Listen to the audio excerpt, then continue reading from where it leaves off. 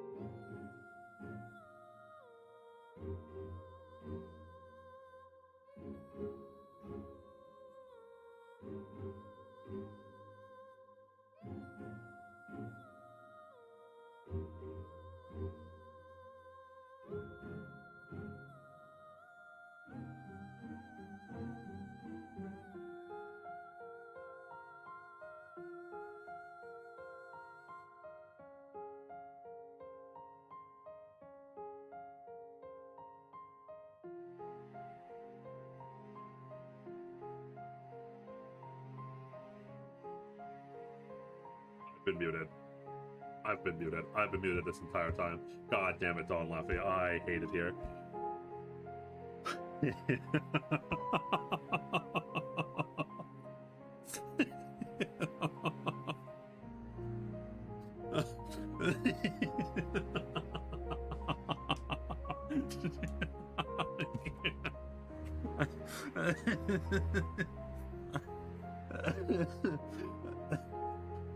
Hello, welcome one and all. How is it doing, everyone?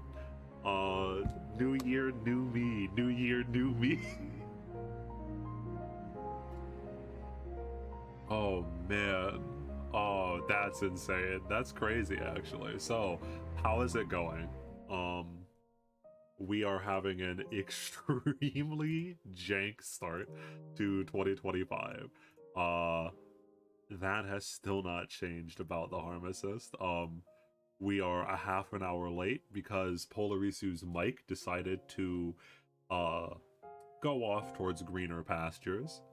Para almost couldn't make it today because Para's whole laptop broke down and he's having issues. We're here. Risu is still not in the Discord. They said they were gonna try one last thing and then never came back. So we're gonna figure it out. Festus is shutting it down, yeah. But no matter what, because of the way that things currently are inside of Fate Harmacist, if Risu does not come back, all that means is that we will get another Para solo session, potentially Para's last session inside of Fate Harmacist, depending on the choices that he makes. There are two major decisions that Yamada is going to have to make. But at the very least, yes, welcome to the first week of January Tan, as Kaiser has said that he wants January to be called January Tan.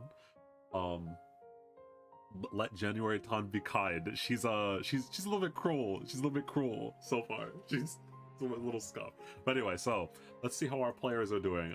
Sans Risu, who is in the big mic in the sky. Oh, 10. I don't know. I thought Chen again was kind of boring, so I used 10. Yeah, well, yes. you know, it's tradition, you know? January Tan. Oh. Alright, no, let's not play the sad music yet. Maybe Yamada just lives this session, it's fine. You know what? You know what? While we wait, Dio, you can read just read to chat what I have sent for like the previous one, like the old one. The old I think one? we should keep that for for later, yeah. I mean, like we're waiting for Risu, right? Yes. At the moment, we're waiting for Risu a little bit. But here, let me move this over to here. Because as I mentioned to chat, There you go. If Risu joined we like a split second and left. Anyway, if Risu doesn't join, then we could just do the Yamada stuff, and also we could probably do the Ubel? some of the Ubel stuff, yeah, because Ubel is not next to. Unfortunately, Skorak gets the short end of the stick because it was Dom. Never mind, we're talking about Risu. you fucking Dom.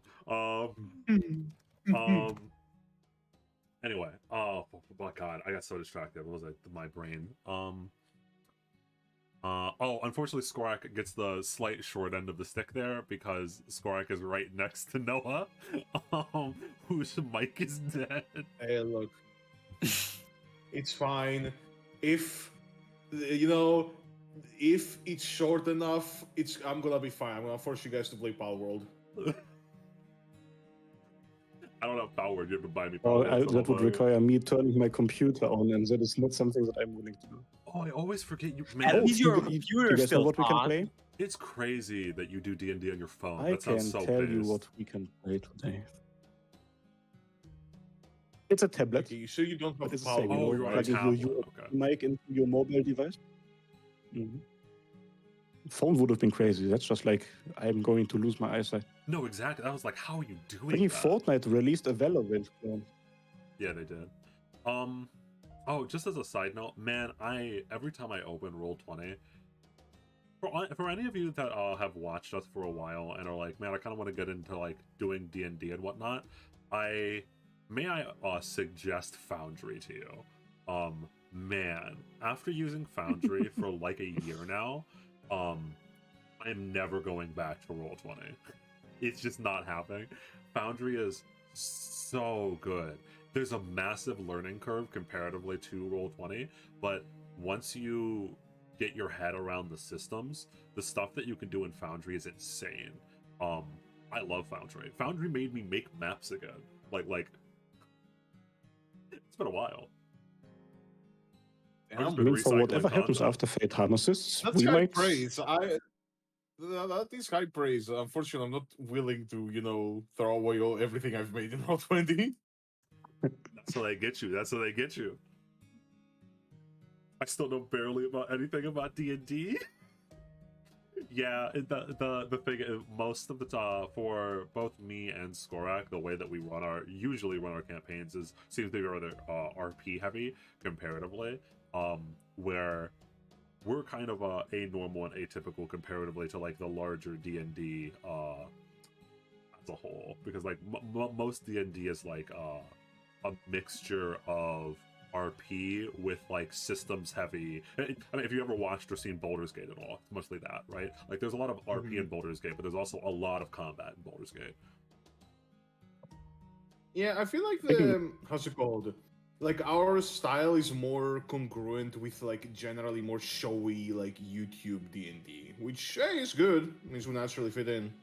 Oh, do they a lot? I don't watch a lot of other like No, like most of these like D&D YouTube shows are like very, very classic D&D. There's a dungeon, there's a dragon in the dungeon, let's kill it and stuff. From what I have seen. Really? I don't watch a lot I know of at least the what's it famous called, ones so- are supposedly.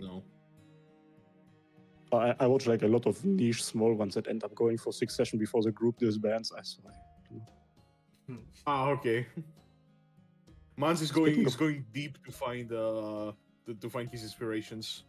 Yes, some like very niche stuff, some like fucking Pokemon Mystery Dungeon furry play Huh? D&D groups. Doesn't matter. Anyway, Huh?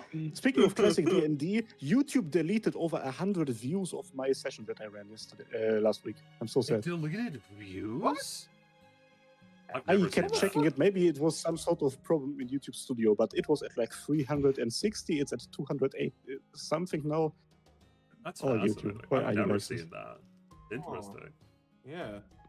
The Well, initial guys, you views heard must it be here some sort of first. We need mistake. to get it. We need to get it back to those views. Oh, give me one moment. I need to bully Risu into doing something. Give me a moment. Sorry that you can't tell what's happening over here. Give me a second.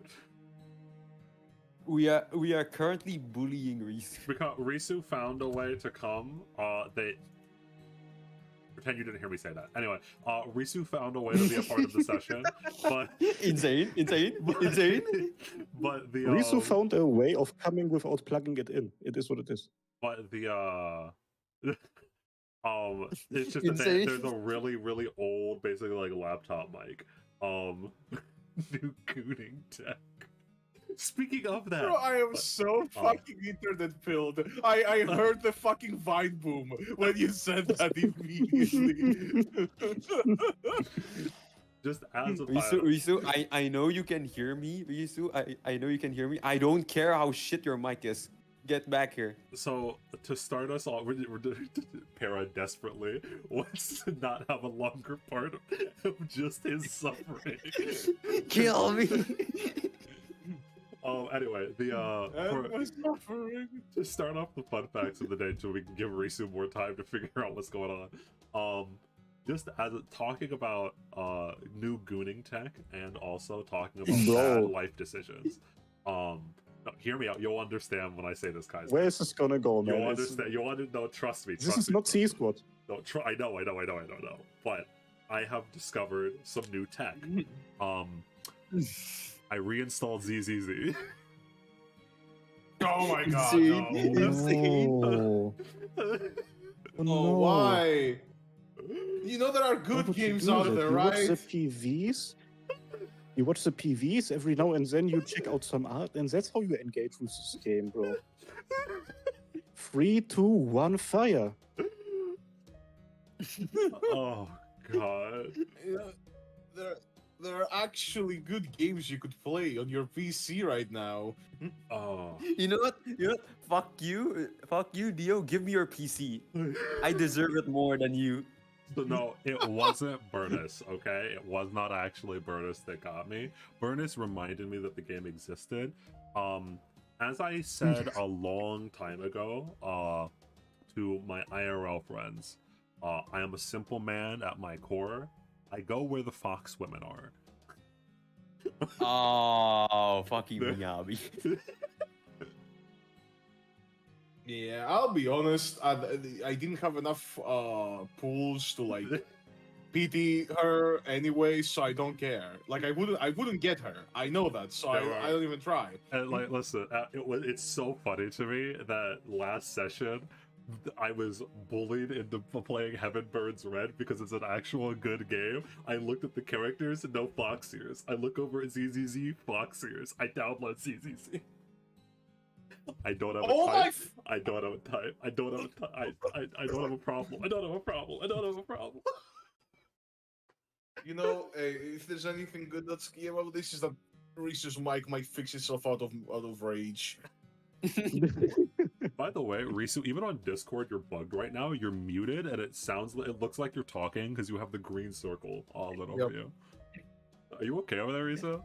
I'm sorry, that's all my rage from playing Call of Duty all these years. I didn't turn you off, hold on. The fuck you said to me, you little shit. Look on the bright side, Risu. You can still speak. Yay! I do love the instantly when I go like yes I've downloaded ZZZ because there's a fox woman in it and just chat that would explain it. That'd do it. Oh god damn it. Men have done worse because of women. Like just think about history. Yep. Just think about Romeo and Juliet. Think about the fucking Titanic. Poor Jack. Listen, I will go on. I will go on record and say during the whole Burnus situation, I was hovering over the download button. Okay, like, it was there. Do it. I'm gonna make you spend all your Denny's away. That's my desire. 3, 2, 1, fire. Yep. I'm Burnus. This counts. Go. This counts. No, it doesn't. Hold on, chat. Hold on. Look at this desperation. It's not the same. Chat. Look at what they need to do to even get a fraction of ZZZ's power. Hold on. Chat. This is what Skorak has linked me, and says, "Please download Heaven Birds Red. We have fox women." That was Skorak. You kind of embarrassed us there. I cannot lie. Like you made a weak point. I will go on record and say it's that, the bro. Closest thing. It's not the same. We should have gone the different way. Like, what kind of other characters are there that Dio would like? Renzero, He's a weird guy, after all. Renzero, no. No, Renzero, no. No, no, no, no, no, no, no, no, no. I mean, he's not wrong. No. Yeah, true. No, no, no, no, no, no, no. No, they are wrong. Okay? Hear me He's out. not Pause, wrong, yo. Pause, no, enhance. Yeah, Pause, that's enhance. yeah. No, because no, you need to listen to the full sentence, okay? Break it down. What did I say? I go where the fox women are. There are no women in Blue Archive. I rest my case. You said girl. There's one. Is she a fox? Yes. Is she rollable? Also, what? Ask them though. Dim Dom, is the fox woman in Blue Archive rollable? Sorry, I can't check right now. I'm busy trying to 360 no scope these noobs over here. With that No, I logic, feel play like- League of Legends? I do play League of Legends. I do play RE. I feel like this whole obsession with fox women was built on a lie. You know Holo is a wolf, right? Yeah, I'm aware. Just just wanted to check. They are indeed the superior Kemonomimi. Do I have the $500 RE skin? No. Would you buy it if you could? If you could conceptually buy it comfortably, right? Yes, of course. With your What the fuck budget, do you would mean? Yes. Instantly. Insane. Void, next question. Insane. Wow. Void, next I'm question. not allowed to talk. I'm an Ari main with every skin. Void, besides that next one. question. Wait, even the $500 one? Besides that one, I said. If Faker doesn't even want to use it, why should I buy it? I'm surrounded by beasts. Mr. Beast, Mr. Beast. Yeah, I was gonna say we're gonna get canceled here. I don't know if the beast stocks have not been. Are they rising? I don't know what's going on in that situation. I don't know what's going on. I don't. They know can at never this point. truly fall, but I don't know the economy, Dio. I don't know. Gotcha for the Jinx skin instead, bro. I don't like the Jinx skins model. I'm not gonna lie. Yep. Genuinely, there was a part of me that was The like, Jinx I skin might is gotcha worse for than it. my mic. Yeah, I was like, I might gotcha for it, and then I looked at it in game, and I'm like, Did you see the TFT Did one? you It's actually make that better. noise? yeah, I Did you did. actually make that noise? Yep, yeah. Okay. But anyway, so that's my fun fact of the day. Yes, I did get Miyabi, and I haven't stopped rolling for her since. Every single one of my whatever they're called, like the little shiny TV screen things, I just spend it on Miyabi. How long will I keep playing the game? I don't know until I get bored of Miyabi. I like it when I hold down my left mouse button and she does a whole bunch of slashes, and I see the damage go up. So do you run an all Foxian team in Star Rail yet? Yeah, I do. I own all the foxes. I own every single Foxian in Star Rail. Damn. Nope, correction. I don't own the male. I don't own the male fox guy. I own every single fox. Also, woman in isn't Star there a Rail. thing with like He may be the Star Rail where girliest one of foxes, all. like for some reason like suffer like is Yeah. that a thing in like the horror games? Yeah. Yeah, all the fox women suffer. It's because all the enemies are racist and they always attack the fox people on your team. I promise you, if you want anyone with aggro, they should make a Foxian tank. The meme was that Ting Yun, which was the very first fox girl in Star Rail, had very low base HP, and so whenever she got targeted, she would just die, and people felt like she was being targeted a lot more. So like it's No, she was getting targeted. It was proven with science. And so there's a Don't listen to him. He's a heretic. He's a superstitious don't bug. listen There's a superstitious bug where Ting Yun gets constantly. And then you thought it was just related to her, but then Was no. she wait, was it every an actual fox did. bug? Wait, don't laugh at me. Am I the crazy one? Was there an actual bug with Ting Yun where she was getting targeted more? It's not superstition. What? Wait. MiHoYo actually programmed it in. It's not a bug. It's intended.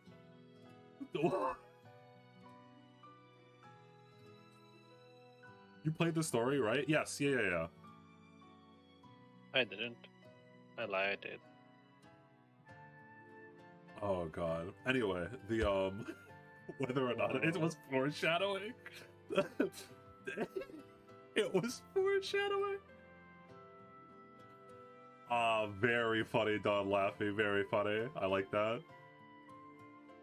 Yes, because she's Fantilia, yeah. Oh, man. That's very funny. But yeah, anyway, what was I gonna say? Oh, that was my fun fact of the day. So my fun fact of the day is that I've downloaded Gunnar. I've gone against everything. Listen, okay? This is my Brown Dust 2 moment, okay? When I'm not saying ZZZ is a good game at all. I downloaded it because I saw Miyabi, and I had a moment of weakness, and I'm continuing to play ZZZ for now. That's my fun fact of the day. Kaiser, what's your fun fact? Oh, you throw me on the spot like that. Okay, no, I can't be thinking too much about the 3, 2, 1 fire. What kind of direction? Should I also give a Goon effect, or should I go into like a regular fun fact, or like a real world fun fact, gaming fun fact? What kind of route are we taking with this? Yeah, Give the me, world's your oyster, I guess. Give me your funnest fun fact. Make it extra fun to start off the Your year. funnest, brother. I have no fun in my It's life. gonna be my I best have- fun fact ever this week, but I can't believe it's gonna come through on this mic. I should shout it so Sasha, where it your sounds mom better. dies and it's fun Gunnar fact. Yeah. This is so bad. Yeah, so Insane. Yamada did not die for this. my Goon effect of the week is that I've actually been completely free of any of this sort of stuff for the entirety of 2025. Nice. We're gonna keep the streak up as long as possible. Streaking. Streaking, stroking. No stroking. It Also, almost ended. Remember to take your vitamin D. I have bought an electric guitar, and I've started to practice Heaven Burns Red songs on there. It's a very easy way to learn songs on the guitar nowadays. No. He's not going to distract me from the fact that he says, remember to get your vitamin D. You can't just walk away from that.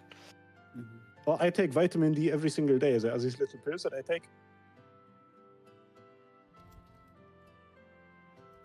You see, Polarisu whipped out the Twink microphone, and he has found a way to twist the word vitamin D. It's like, brother, come on.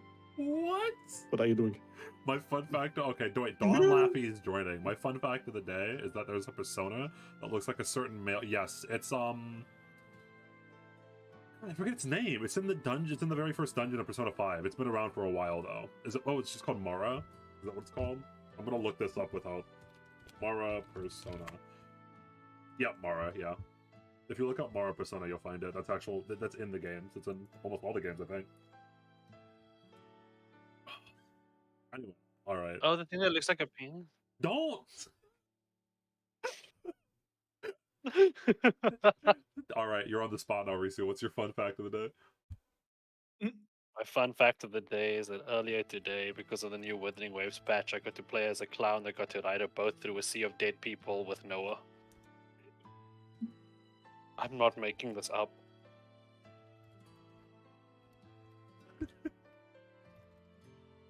Oh.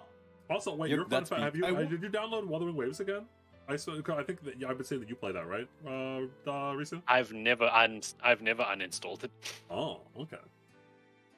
Woowa, as the Zoomers call it, right? Woowa. Yep.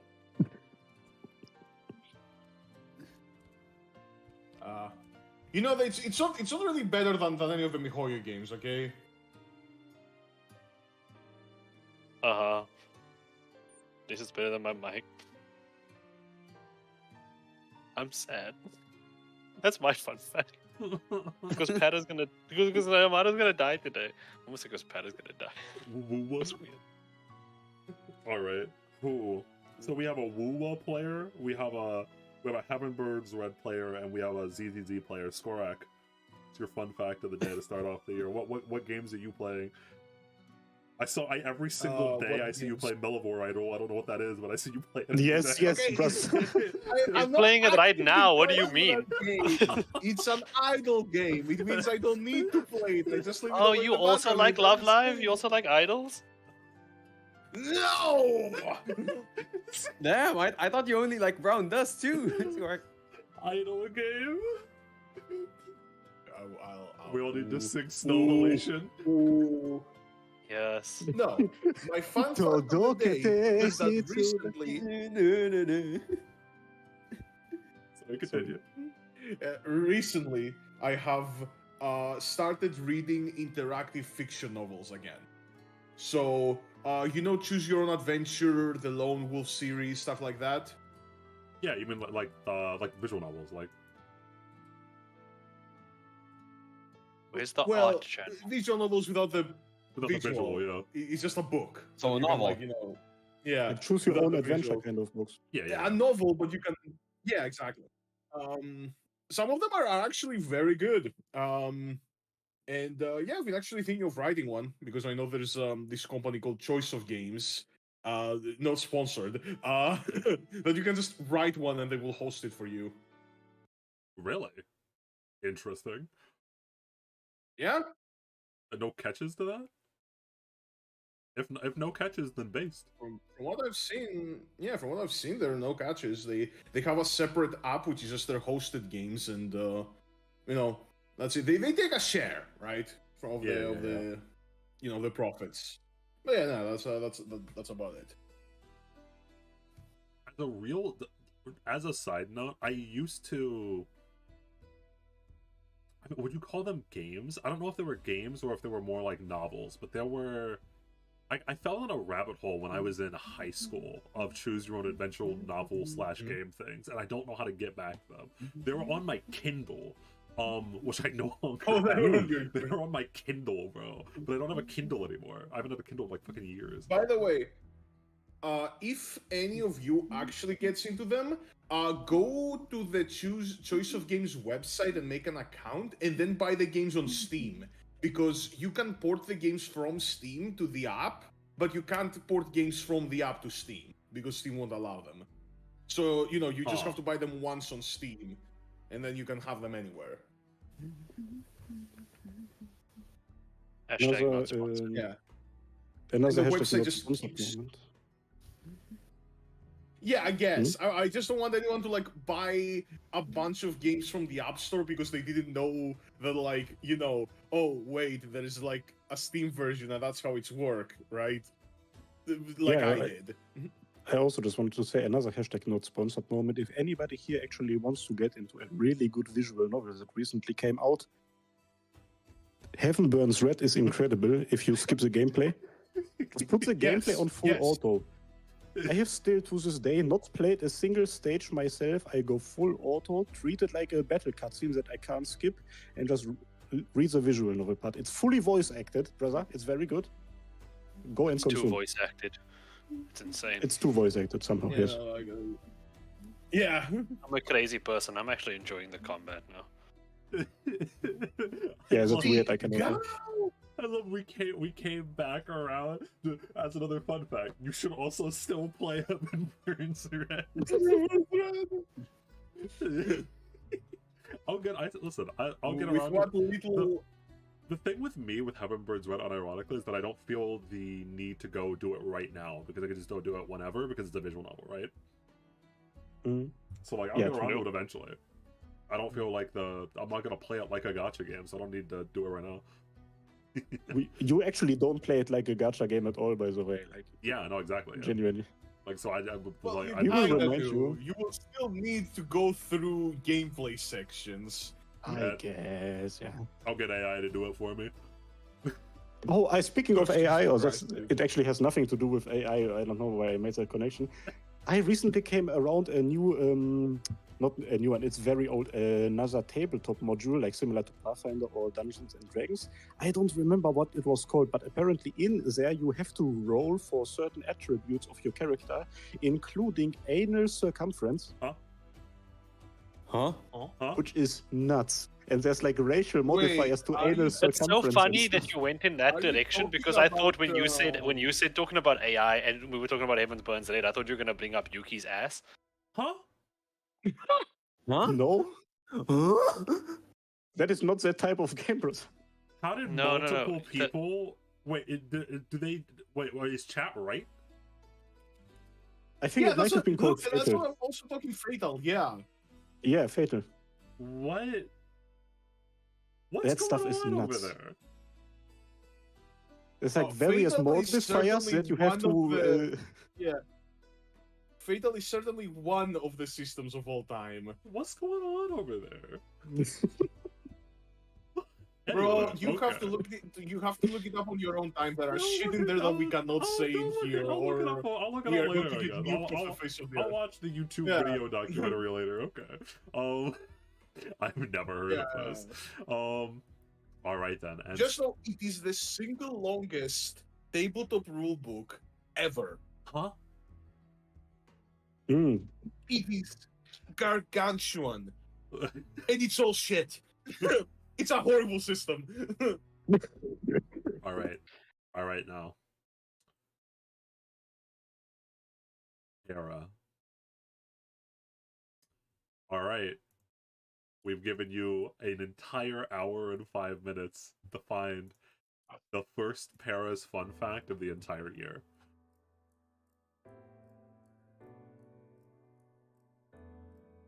And potentially the last. You know what? Fine. I have a fun fact. It's not really a fun fact, but I have a fun fact. For this session and this session only, I wake up today at like 11 a.m. I wrote up some stuff and then I went back to sleep. That's the only thing I'm basing this off. Hell yeah. Oh yeah. Okay. Also, I've asked you like a lot of some stuff for this session, so who knows? If I actually die, then so be it. I don't have to. I don't have to sleep late for Sunday.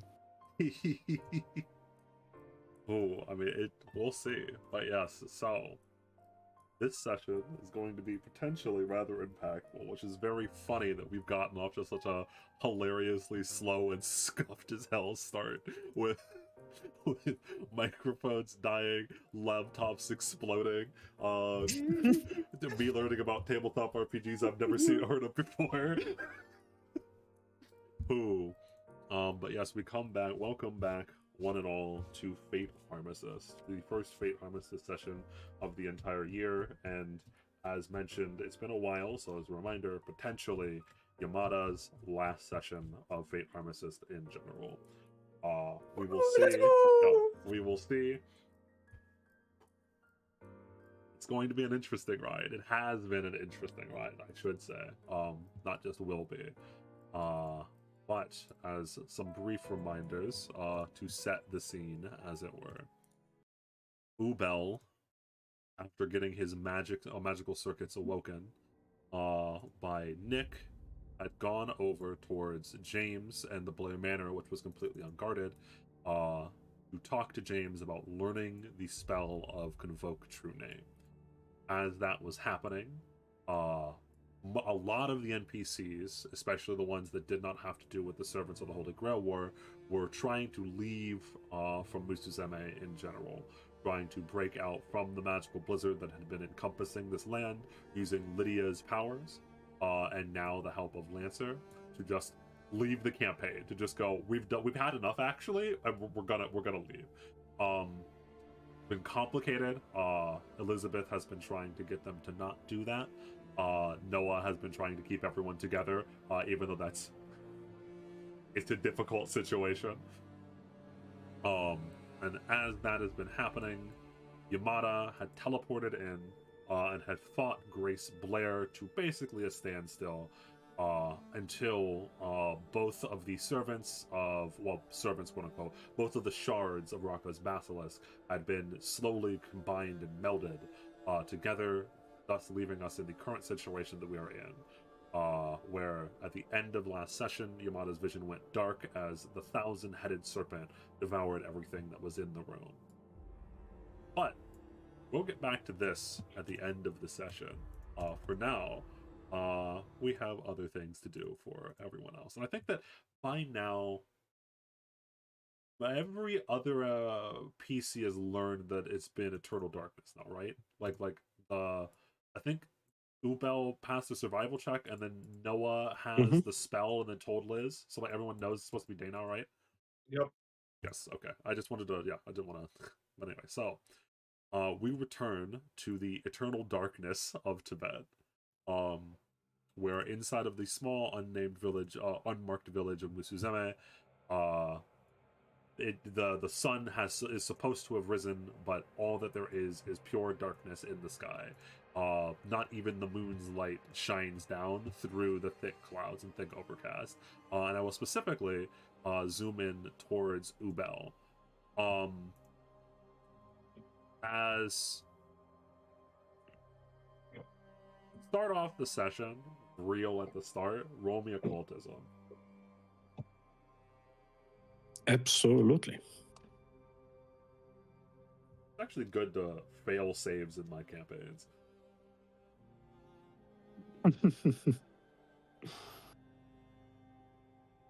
Okay, understood. Oh wow. Oh no. That's impressive. That's a nice roll. Nice roll. That's impressive. That's a high roll. Use a hero point. Use a hero point. Roll low. Roll low. Use the hero point to unpass the save. Yeah. Fucking occultism, the one thing he canonically knows nothing Yeah. about. And also, actually, as a side note, roll me Arcana as well. It would be so funny if you passed the occultism and failed the Arcana. Oh, wow, you're actually, alright. The bell's off to a strong start. Oh, no. Impressive. So, Ubel, you specifically had been learning the whatchamacallit, bits of the arcane with James. And so the deep within the Blair Manor, to areas that you had not been taken yet, because you for one haven't visited the Blair Manor that many times. It's not a place that you are frequenting a lot. But when you were here, you were just gone like the main rooms, the kitchen, and the some of the guest rooms, right? Well, now you're going farther back, and you reach a study. Probably one of the biggest libraries that you've seen in your life, only being a goat herder from Musuzeme. Bookshelves with a whole bunch of books lining it all over the place. And James slowly walks over to here, and here inside of this book, inside of this book room, that's what I wanted to say. Inside of this study, you have been slowly being taught and/or informed about magic, and specifically talking about the essence of true names and whatnot, studying with your good pal James. He's probably been telling you and/or teaching you for a while now. Like it's a little bit of a time skip since the last since we had last left off. We'll zoom in on. What do you think magic is, Uba?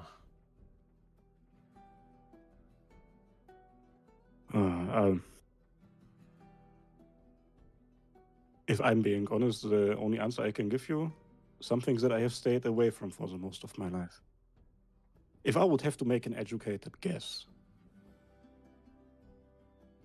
it is a way, or just a broad term that people have created in order to describe powers that normal people usually wouldn't have, and maybe shouldn't have to begin with.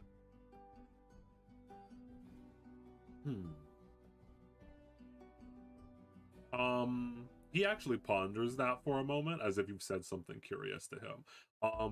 And he slowly puts back one of the books onto the bookshelf that is in front of him specifically, and then scours it, looking around for a little while before picking up a different book and opening it. And then he, without looking back over to you, he continues. Magic, at its core, throughout all of the different schools and types of it, is the ability to press your will upon the world. to make your imagination become reality. Your hopes, your dreams, your despairs, everything inside of your mind.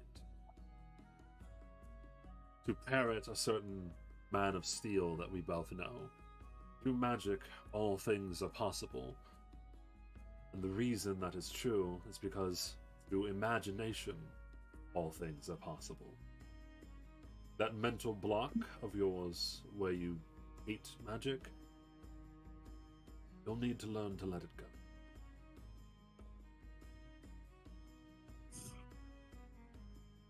It's something that I essentially grew up with. My father followed this dogma of magic is going to betray you when you most need it. And frankly, I still think that magic as a source of power, from the outside, it seems very unreliable. But hey, when I asked Caster to unlock my magical circles, I told him that in order to get this, I would be willing to sacrifice everything I stand for. And here I am. Well, I'll be frank, especially considering the times that we're in. And he gives you like a rather serious expression, and sighs rather heavily. Magic will likely betray you. It is not reliable, but it is powerful. Through it, you can accomplish things that without it would be impossible. And so, in these desperate times, we have no choice but to turn towards unreliable means. It is as unreliable as your mental fortitude, though. There are ways to train it. Ouch.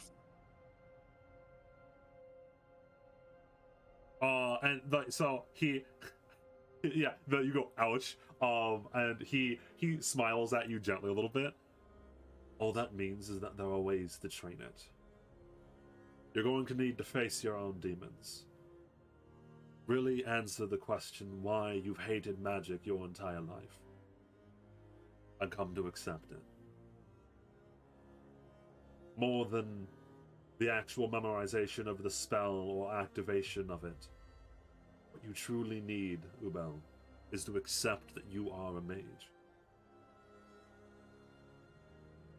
Without that, any more training would be... all of the other training that I'll be teaching you will be hopeless.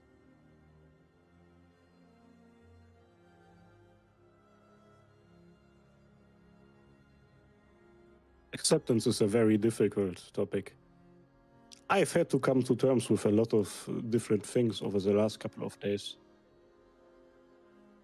Honestly, I am going to go ahead and tell you to your face, yes, I have accepted my new identity as somebody who can do magic, but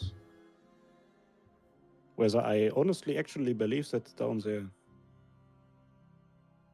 I'm not able to answer that. Baby steps, then. Unfortunately, unlike my predecessor, I don't have a book that will put you in a time-stop dimension so that you can train on this. We'll just have to do things on the fly. He says with a smirk, referring to the situation with Noah. Unfortunately, we can't put you in the training arc dimension, so you're gonna have to learn this while other things are happening. And beggars can't be choosers, and compromises need to be made. Beyond that, how much do you know of true names?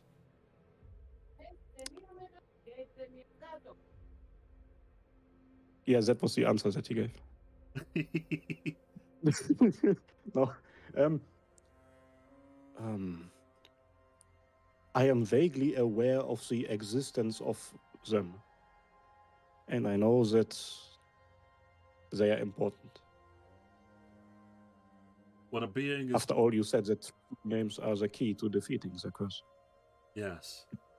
When every single being is created, inanimate or not, they are named by the world, by the will of the universe, you could say. Where they actually come from is a topic of debate within certain very annoying circles of academia, but What is true is that every creature has one. And if you can find that, names have power. The same way that one's thoughts and imagination. And from here, you and James really starts to dive in about like teaching you magic. He first of all, like, he figures out exactly like what you can do from Nick opening your magical circuits, etc., etc. And actually, when he studies your magical circuits, you can kind of tell that he like clicks his tongue a little bit, like a ooh, not just like a not at your potential, but more of like a this is not gonna last. that does not look good. Yikes. Listen. I know that I pulled a bit of a prank on you. There is no need to be mean about it. No, your circuits are surprisingly usable for someone that hasn't used magic their entire life. You have the potential, but a lot of that potential is going to be squandered for the sake of immediate power, unfortunately. These are the times we live in.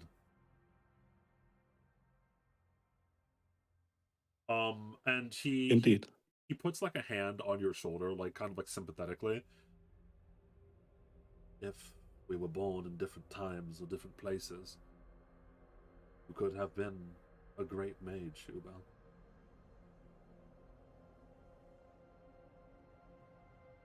If I was born in a different time and a different place, I doubt it. Honestly, if I could choose, I would have wished to just be born as a regular person in New York. That place seemed red. New York has its problems as much as any city does. But just as this place, they're hidden underneath the surface.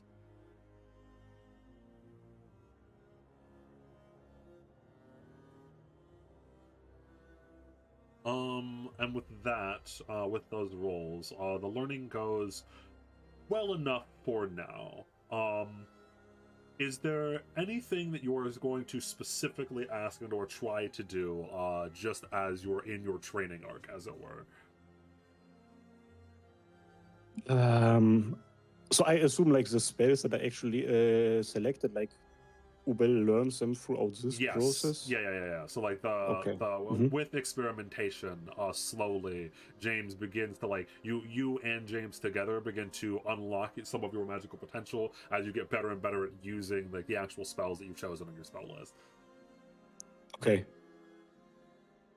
that's fun. Like related to one of the spells that he is learning, at some point Ubel looks at a random tree, and like for a couple of seconds he just stares at this tree, and he goes like,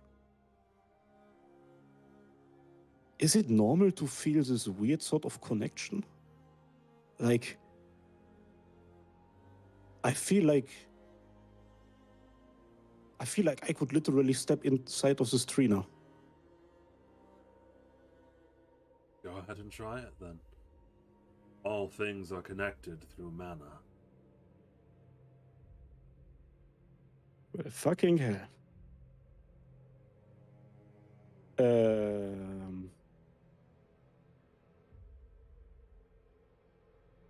Ubel steps up to the tree. Remember, the image is important. Think about what you want to do.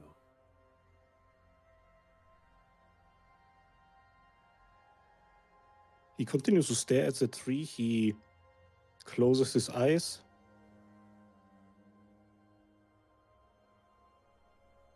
He puts one hand on the tree, steps inside of that tree.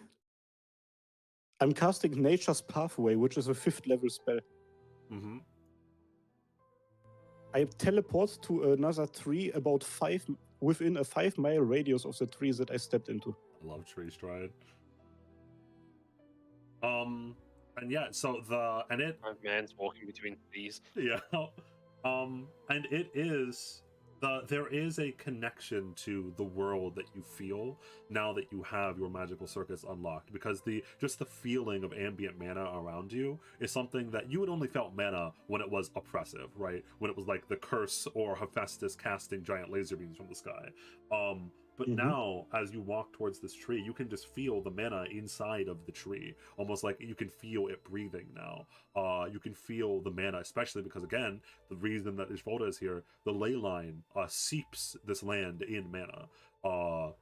It is one of the most mana-rich places in the entire world. And so you can feel that almost like the world is alive in a way that you've never experienced. And you have been inside of these forests, inside of Musuzeme, for your whole life. Just unlocking your magical circuits could make you view the entire world in a different way.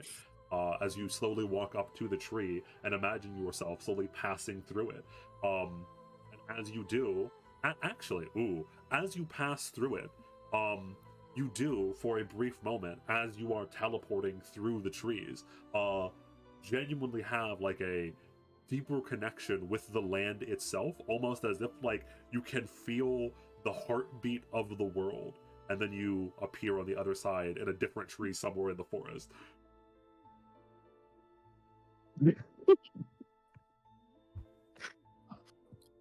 So Ubel steps outside of the random tree somewhere in a 5-mile radius. He is completely shocked. His heart is pounding. He once tried doing mushrooms, and it felt similar to this. He is very much in shock.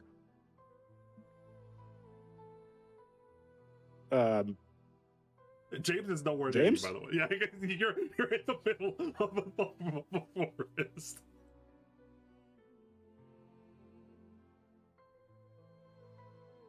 Well, fuck. You can't be that far off. What is it, 500 feet, would you say? 5 miles. Oh, you might have some walking to do.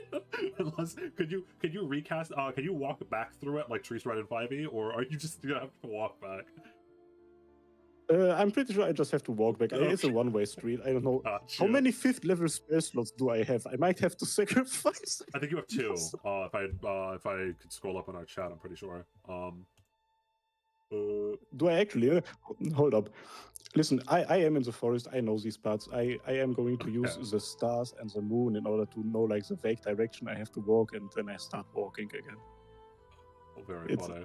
It was a bit of a mishap, but you know, first time casting a spell, it can happen. Oh, was that your 5th level? Then only 1. Yeah, never mind. Yeah. But yes, yeah. So and you make the walk back, and that's when you take a look at the world around you. And now roll me another occultism. With advantage, actually. Roll it twice. You will pass the save. I will pass the save.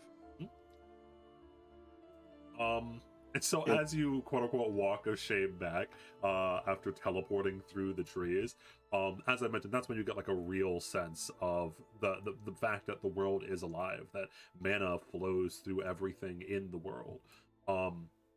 And then as you finally get that understanding, another understanding dawns upon you as you truly begin to realize in a different way how important your mission is, as you then, now that you have a good feeling of the mana of this place, feel the curse. And as I'd mentioned, you've been able to, up until this point, feel the curse whenever it was oppressive, whenever it was there in the room with you. But now, as you're walking back and you look up towards the eternal night sky, you can feel certain areas that almost feel like they are infected by something. That in the same way that this world seemed to have a heartbeat that you could feel now, you could breathe in the mana, some of it is tainted. This land is cursed. I've said that many different times. Ubel has understood this, but you can now feel it. Like a sickness has infected the land. And this sickening feeling is making him feel very convicted in the fact, like it gives him a lot of conviction that he probably made the right decision. Yep. Like this is a necessary evil. You need to do something about this. Yeah. And so as you reaffirm your your convictions about everything that you've done, about sacrificing all of your future potential as a mage, and potentially even your soul itself as you cast as you go to cast convoke true name, I will move over. So it should be about midday. It is not. Liz and Noah, where I had left you two off at is that you were talking to Nick, and then Nick started casting their noble phantasm, and you guys got the fuck out of there. So you guys arrive back at the caravan itself. It should be midday, but again, the night is pitch black. The moon does not even show up in the night sky. And again, the carriages are now both of you roll me society, actually. Society. Can I roll something else? No. Your society. But I want to. Elizabeth likes the society roll. Vantage. Yeah, I really like my Ooh. society roll. What level are you on? That's impressive. That's one of the lowest 2E rolls I've ever seen in my life.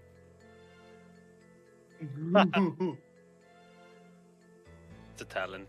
Who has the book, by the way? Is it Noah or who has Nick's book? Is it Noah or Liz?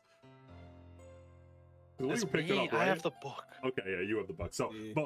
so assumingly Noah is a little bit out of breath because you were running the hell away. Elizabeth, you're not. I'm not even gonna make you roll anything. I know you're not. I know Elizabeth's not out of breath by the time. Like Elizabeth is perfectly fine. Probably Maria probably is as well, and those are like. Maria, you didn't even see running. She just like because she can like disappear and evaporate because she can turn into mist. So like she just like evaporates back into being. But yeah, it's like you're not tired at all. Noah, you might be a little bit winded as you get back. And Liz, just as a side note, with the 30 Society, as you get back, you're probably gonna have to talk to Noah about what just happened or figure it out. But just as a side note, as you get back to the caravans, there's a tension in the air that wasn't there when you guys left, and you can see like people moving around and whatnot. Like something has changed. That's all. So you can continue from where you had just ran off. Noah has Nick's book. He was casting his noble phantasm. So, whoever Nick's master is, I suppose they don't have our best interests at heart. As a reminder, you know that it wasn't casted directly at you. It was casted somewhere else. Yeah, I think Noah's gonna start frantically paging through this book, and just see what he can find in here. So, because in his mind, this book could disappear back to him at any moment. Correct. Slight problem. Does Noah know Italian? It's been a while since we talked about languages, but I think I did give all of you a list of languages that could. Yeah. So does Noah know Italian? So you remember how like a while back I talked about like I don't know like elves and shit. He only knows the languages from not like our world. Fantasy, yeah. So you're looking at it. He basically was like, it's like Klingon, but like real life. Yeah, I can use it. So you frantically flip through the pages of the book, and you see like there are like some images that you can't make any sense of, and the rest of it is in a language that you don't understand. And by the way, it is a rather large tome, like a hardcover tome, but it is messy as hell. Like the spine is like a little bit crooked. There are pages that are falling. There are pages that fall out as you frantically flip through them to try to figure out what this book is or whatnot. The looks handwritten, more like a journal or a diary than an actual book that has been printed. The pages are even like a somewhat yellow, as it appears like he's had it for a while. But other than that, you can't tell what the hell this thing says. I tell it's Italian. I can guess probably. Roll me society again. You could guess because you now No, do you can? Yeah, I think you know who he is. I'm impressed. Noah, you you think it's French? Oh no! I'm gonna hold the book up to Liz. Do you know any French people? Oh wait, I know Look some. at the book. Shit. She doesn't know Italian either. She knows German if it counts for anything. So neither of you can read it. At the very least, Elizabeth, please roll me. You literally can't fail. I don't think. What's your plus? You literally can't fail. Yeah. Okay. You're fine. Yeah. So you look at it. And so Noah, winded, probably breathing heavily still, flips through the book frantically. Pages falling out. Says, "Do you know French?" Hands it to you, and you instantly look at it, and you know it's Italian. Listen. He's American. All these European languages are the same to him. True. Noah, two things. Firstly, who the fuck do you take me for? Of course I don't know French. Second, that's some French at Italian. Hmm?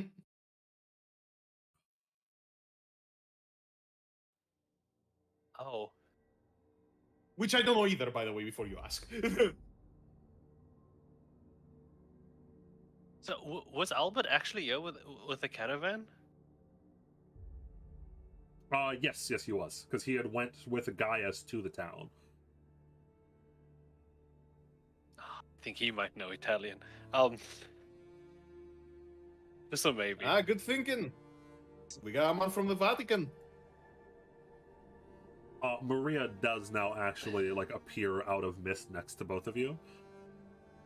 Shouldn't we be dealing with Thought you were gonna say Italian. bigger issues? She says as she looks back towards where the mana is still pouring out from.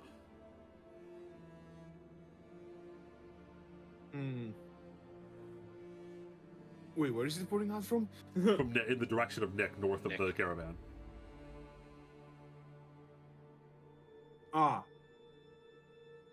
Well, I don't particularly think we can actually do anything about that.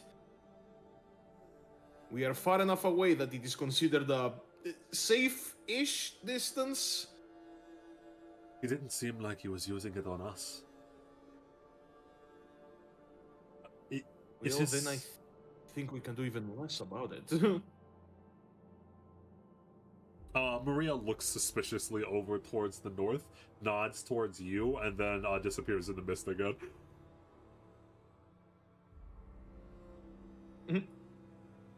Noah shaking the book, hoping that something will fall out before it disappears and goes back to the magic man. Nothing. It's pages are falling out. So, do you want to go and make Lydia explode and use the coin, or should I do that? Oh, yeah, Because yeah. the other one has to bring this book to Albert. So as you're shaking out, Noah, you are brought back into the harsh reality. As you are reminded that what Nick had talked about and Liz had talked about, as a reminder, Nick was trying to convince Elizabeth to use her powers towards her own gain. And the plan that they had hatched was to kill Lydia, and then use the coin on her to resurrect her to make everyone get disinterested in leaving, and by trapping them here. That was technically my plan, but Oh yes, I forgot that was your plan. I forgot. Yeah, because Elizabeth's plan was even more direct. She was considering it. It wasn't a solid plan yet.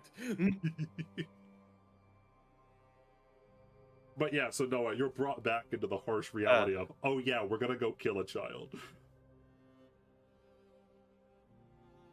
Well, realistically speaking, we ain't killing her. Her own powers are. yes, I think that if we do go along with this, it's very important that it's not us that does it, it's her own power. The village needs to see that trying to use Lydia to pass the mist is a fool's errand.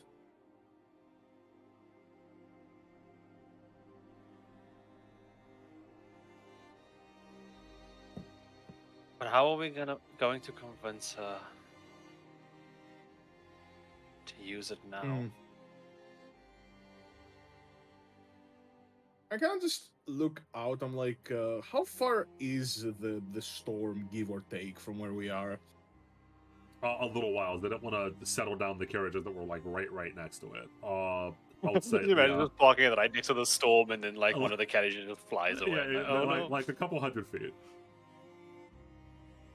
Okay, a couple 100 feet. I say we'll let her try. We take as many villages as the one to go. Go out over there and let her try. You know, from a safe distance.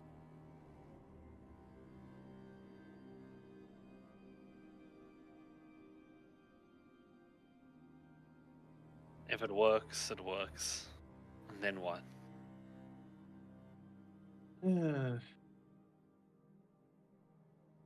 Well, I suppose if she's not gonna explode on her own. I mean, you're the theory mage. Do you have something for that?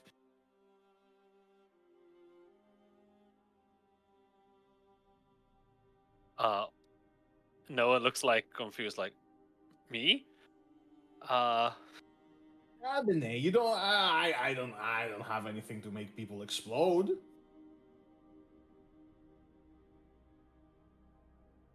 I can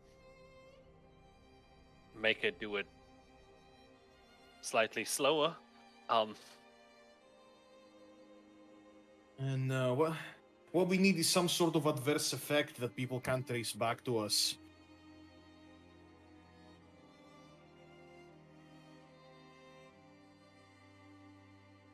So Noah, just as a side note, in Yeah. theory, you could use your powers if you to wanted make her explode. to destabilize her mana enough that she explodes on her own. And there aren't the only people that can even use magic here are like Albert would maybe know, and Akar is not really a mage. He quote unquote can use magic.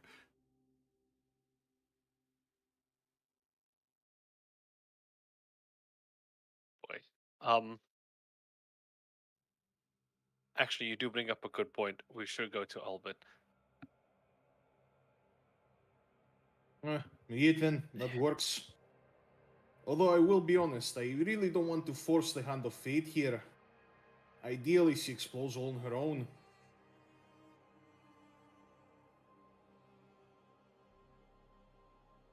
But we do have to be prepared for every possibility.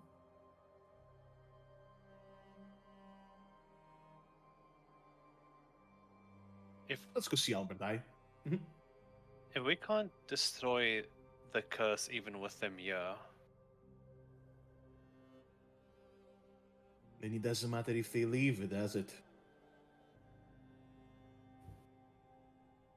right?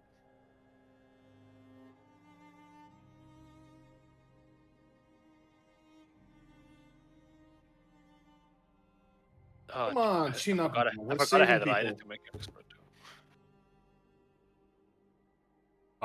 The mana up to the Can I north. just make her die? Yes, Ryder could. Yes, I wasn't going to mention anything, but you two do have servants as well. Forgot about those for a second. Yes, Ryder Hey, and it's not just Archer that. could both. Maybe of she them, could be helpful. Ryder and Archer could, in theory, both do things to Lydia without anyone really being able to notice, outside of maybe Lancer, who is on death's door. Lancer, who is currently on like 1 HP. Oh, right, this is a Grail War. Everyone always forgets. Even the masters forgot they had servants. They were so busy dealing with like the political drama. They're like, that's right, we have a nuke. Life is busy, okay? Yup. And so do you guys both go towards the caravans then, where Albert is currently hanging out? Yeah. Yeah, I want to look for Albert. Oh, by Two the way, reasons. something seems to have changed here. It might just be from the ungodly amount of mana behind us, but just keep in mind. And by the way, the mana People here are a bit fancy. the mana starts to die down. By the way, the whatever Nick was doing seems to have finished. as you guys start to I mean, walk it into didn't the seem caravan. like it didn't seem like he wanted to do what he was doing as well. Aye. So I don't think there'll be any problems for anybody down here. Now, you know, hopefully. Okay. And as you two go in towards the villagers again, Noah, in the back of your mind specifically, because Liz cannot hear it, all that you hear, Noah, is from Honey. Honey does not like this plan. Honey thinks that abandoning hope in the face of despair is a bad idea. It reminds Honey of Hephaestus.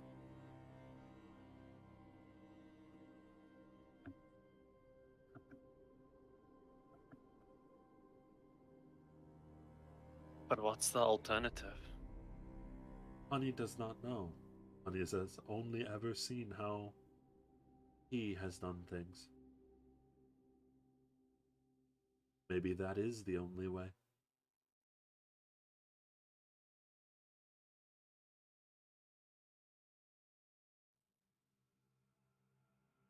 Honey is prepared for Hawaii No one will too. remember that. No one will remember. And as you guys are walking in, Honey just says, Honey is prepared for Hawaii too. This feels oddly familiar, actually. How it all started.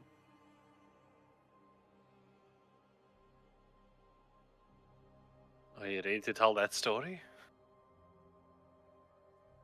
It is a long story. Honey does not think we have the true time.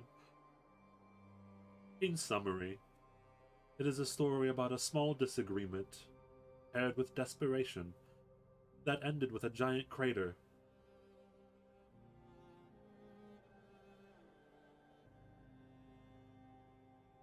Honey hopes that this one does not end the same way.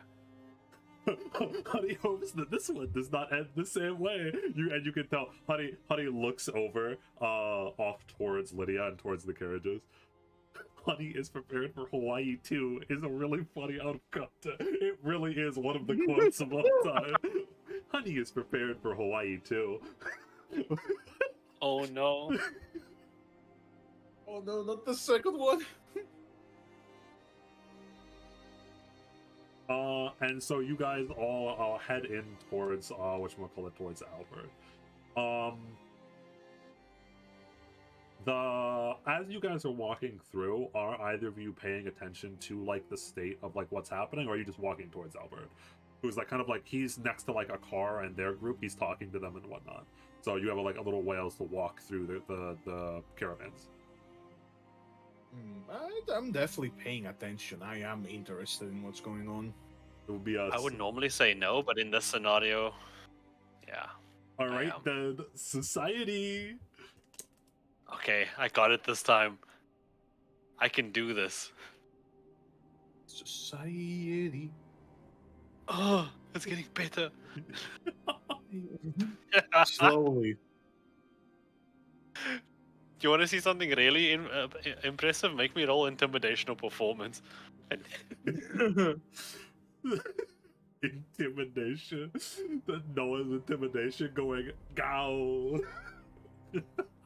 It's so unintimidating that it stuns the enemy. Oh, but okay. So Elizabeth, you notice that given enough time, even the people here are beginning to realize that it's supposed to be morning. As a car had stated to everyone, the carriages were supposed to leave in the morning, and it's like 1 p.m. now, and Yup. the sun still isn't rising. And so people are getting antsy, and they're like, no, you're just wrong. Like the one person with a phone there opens it up and goes, "No, I promise, guys, what's happening?" And people are starting to get worried. People are starting to get scared. You can tell if you look around the campfire the car currently has. A car is busy talking to a whole bunch of people, trying to reassure them, like we're investigating the situation, etc., etc., etc. Out of the corner of your eye, for a moment, you see Assassin, and then he disappears again, as he is still here vaguely, as a reminder. Assassin's just like hanging out somewhere. Oh no, you haven't seen him actually yet. Yeah, I haven't seen Assassin. So I don't actually, know yeah. he's So here. Elizabeth, you for a moment see Assassin here, and then he vanishes. Double take. Yeah. Noah? Uh-huh. Did you see that? No, you don't see shit with your 14th society. He stays. No. Well, I thought I saw Assassin is all. Oh. I mean, yeah, you should still be around here. Excuse me?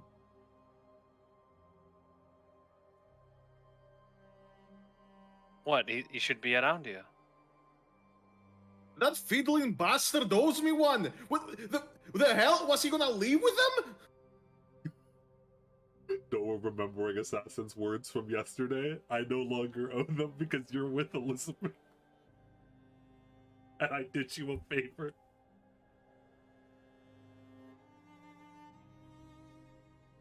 But that doesn't. In Noah's head, that doesn't count. Correct, you did say that.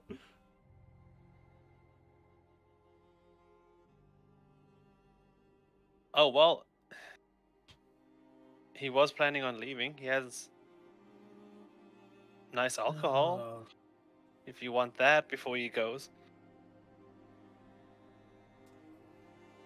Nay, I'm gonna have to talk with him. One part at a time. I suppose if they can't be leaving, he can't be leaving either. So let's take care of that. And so both of you walk up towards. It is shocking, by the way, as it is pitch night outside. In general, because of the moonless night, it's kind of like people's moods are kind of depressed. People don't know whether or not to sleep or whatnot. A lot of them haven't slept in a while because of how worried they are, because they just don't know what's happening. And then they have you coming in saying that there's a thought being that's going to devour their souls or whatnot, whatever. The people that are scared, like moving their whole entire family, like the in general, the expressions on people's faces are not good. It is ones of fear, primarily.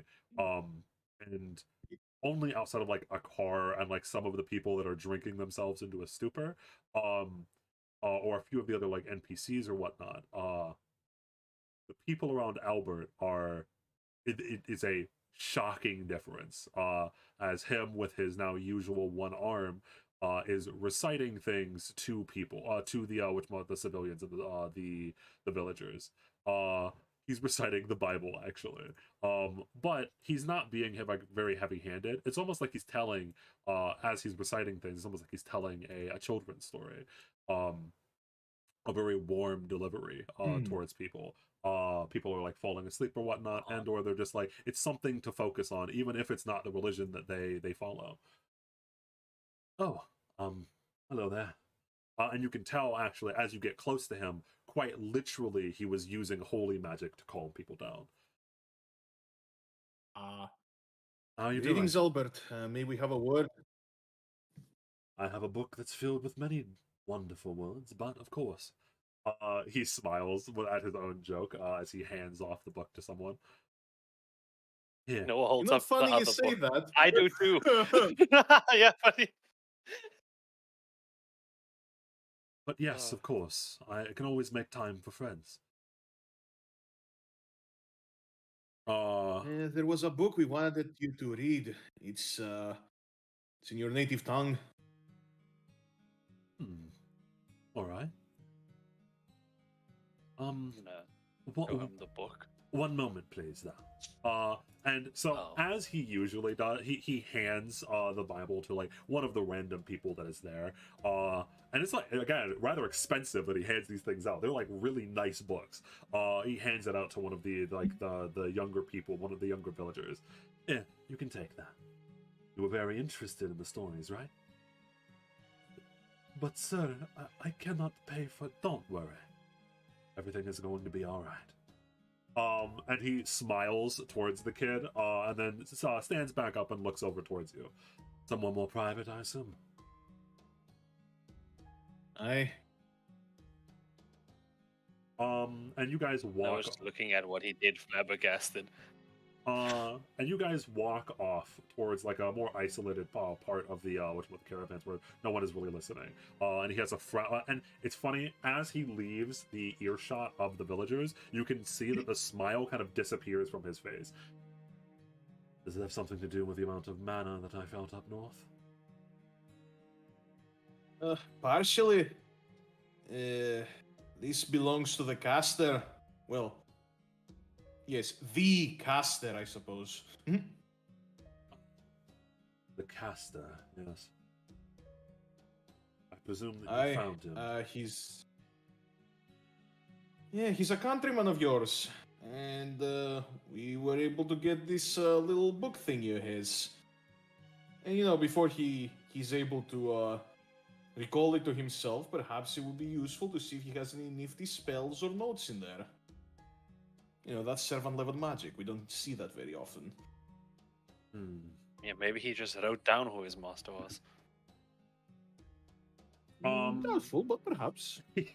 He slowly nods and goes to take the book from both of you. I assume you don't like protest or anything like that. And You as can have it. It's in Italian. What am I supposed to do with it? as he does, and he slowly flips through, in contrast to Noah, who was flipping through them rapidly, he's like slowly begins to flip through it. He does actually speak to you all as he's studying it.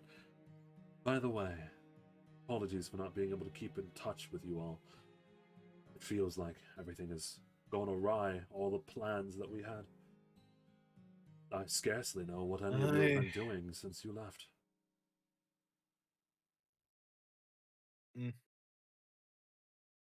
A lot. Not A lot's much, so happened. I'm afraid I'm not used to feeling so ineffective. Hopefully that's gonna change soon.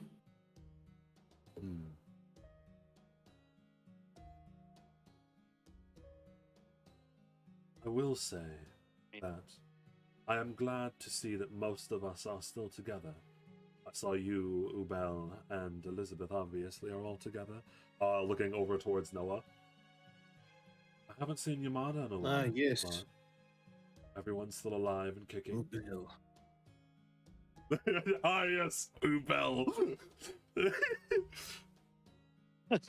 Sorry to break this to you, Albert, but Ubel might be a madman on a mission right now. I don't exactly know. He wasn't very clear with it. And Yamada is, well, if we're not wrong, he's exactly the person we're fighting right now.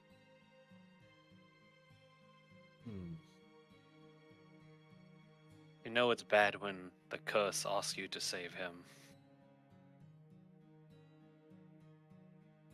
I would not truly trust the curse's words. It is a curse, after all. And speaking of, Albert's eyes narrow as he looks at some of the pages. This is dark magic.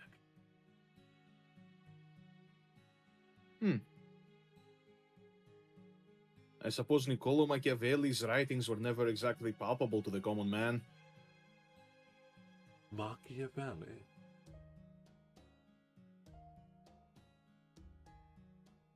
Yep, seems to be our intrepid caster for this particular war.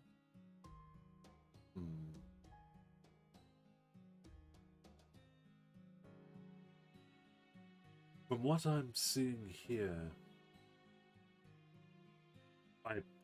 Sorry, but what are you asking me to translate here? That there's so much... Are you looking for a weakness of his, or...? Nay, I don't think right now he's considered at least a primary threat. I suppose maybe anything here Noah could make use of. As I said, not very much a theoretical caster. Or any null spell writings. Anything that could potentially reveal who his master is. His master. Both of you roll me perception and/or society. Oh yeah, Society. finally, not society. I kind of want to roll society just to prove it wrong. No, I will succeed. Damn, the society has been treating me very well today. Oh no! When he says his master, there is a pause and hesitation and a slight flinch in his expression, but he continues on. By the way, you both know he's a rather good liar. When he does want to lie.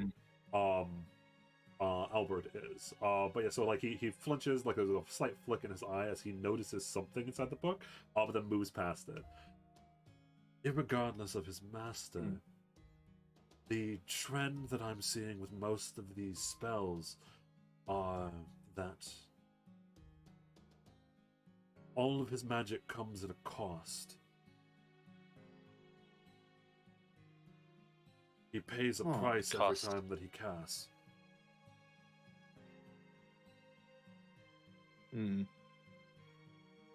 Well, It's just like he says.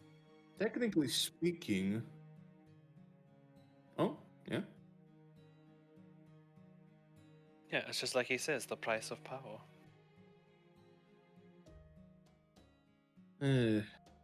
Alright, Noah, this is going to sound bad. But if you only have one spellcast remaining anyway, why don't we teach you the biggest, baddest spell in here, just in case?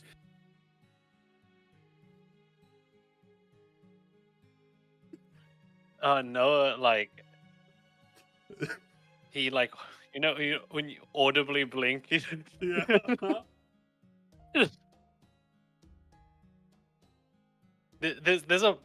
There's a huge part of him that wants to say no, but there's a kind of exciting part of like kind of just knowing how to do the thing that like he wants to agree with.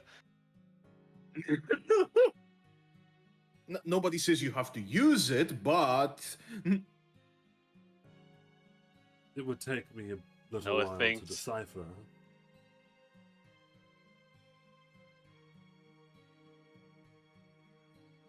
I'm down to at least learn it. Maybe we could find out something about it. Work backwards. we are making Noah into a more effective nuke by the minute.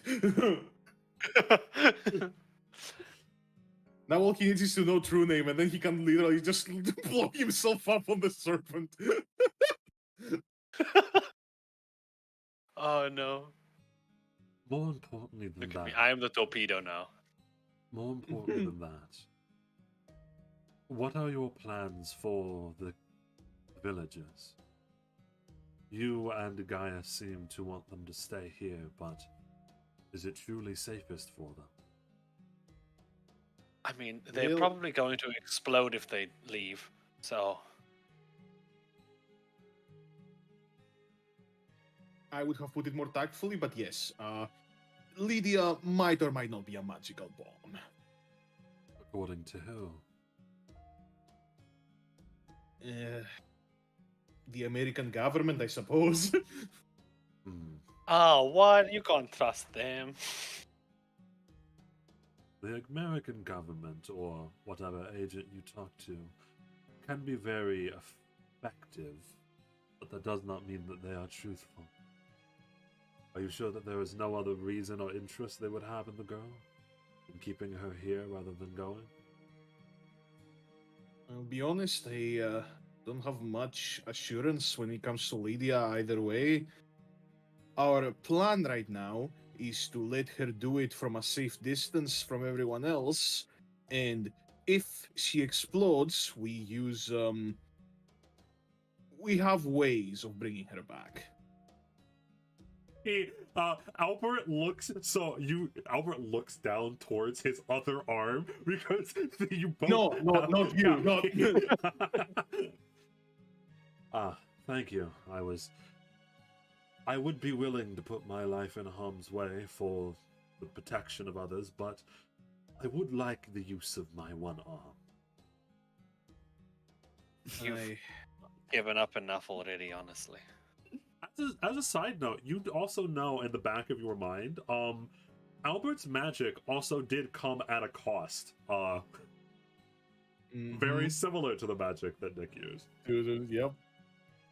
Huh. Italy magic Now is for weird. the more unpalatable part.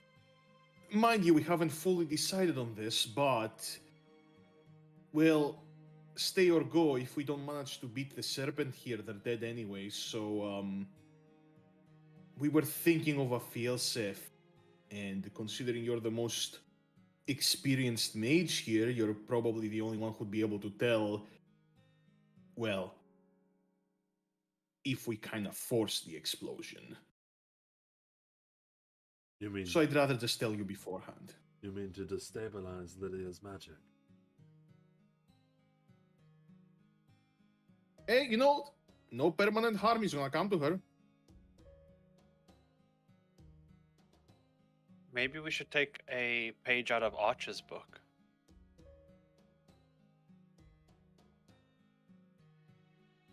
There's about a 90% chance that it fails. Yeah, there's about a 90% chance that it fails. And if it does, we do the plan that we're going to do. On the off chance that it works, it means she's fine. And we can just take it as fate to let them go. So I don't think that's exactly what Archer would do. I think Archer would hedge the chances, so we only have one option: win. Have you asked her about the frogs? have you asked her about the frogs? You say that with such What? both Albert and Elizabeth assumingly look at Noah like, what the fuck are you talking about? What do you mean? Have you asked Archer about the frogs?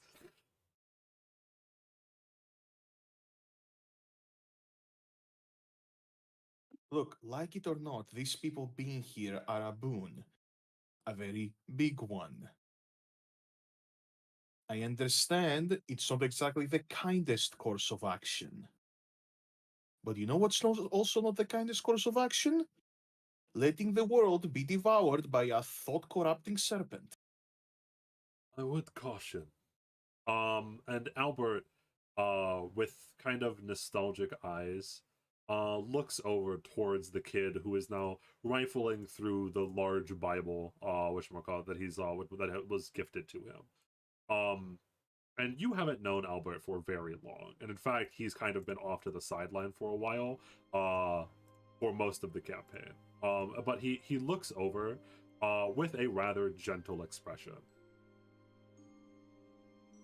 These people are only useful to you so far as they have hope. If you do plan to crush Lydia by destabilizing her magic, it would be crushing the only hope that these people have. If you do not replace that with anything, then they will be useless even to the most pragmatic of people. Aye. Which is why I plan to have them... I plan to have a replacement ready. Albert looks up You know, to Raoul? you. Oh, sorry, continue. Raoul nor Nick are currently in their stronghold. You know what is? A massive Magitech Colossus. Ready to receive mana crystals. And our mind has been recently purified. Without even having to roll anything this time, I will tell that you can see that Albert, as he looks over towards Lydia and then looks back at you, is against the plan. He doesn't have to say anything to that, but he does not openly reject it and or tell you no. All that he does instead is stand apart from you and look you specifically, Elizabeth, and kind of a little bit towards Noah with a slight hint of disappointment towards Noah before looking back at Elizabeth. Dead.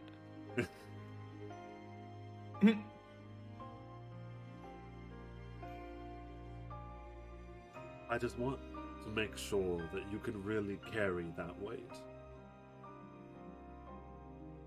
just pawns on a board, but people's lives. Are you Aye. ready for that? And if I succeed, we'll be saving everyone. Personally, I can't think of a better person to do it.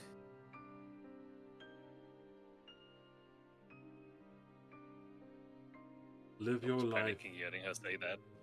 Live your life without regrets. That is the only advice that I could give you. I wish we would have gotten. I wish we could have truly gotten to know each other better over the course of these terrible nights in Musuzeme, but I do not regret meeting either of you, no matter what happens. Ah, you're talking as if this is the last time. Have you ever failed before, Albert? Have I failed? Of course I have. I've lived quite No, a have long... I ever failed Oh. before? That's what she asked. Have you ever failed? Of course you have. Without even meeting you, without even knowing you for very long, everyone has. It is human to fail.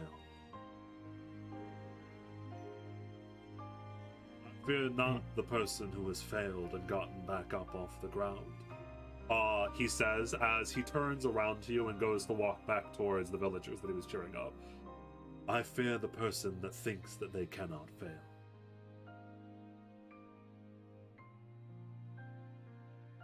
You do see that kind of like gets her a little bit. She does Yeah. kind of like, she does kind of click her tongue a bit. And the priest walks back and he goes to back. He sits down and starts to study the Nicolo's book. Takes a deep breath, slicks her hair back, smiles at Noah. Well, that went well. He won't snitch on us, so it has been an absolute success. Yeah. We don't have to do anything until If they decide to leave. it fails. Well, she kind of looks over at the refugees. I'd rather have them battle ready as soon as possible.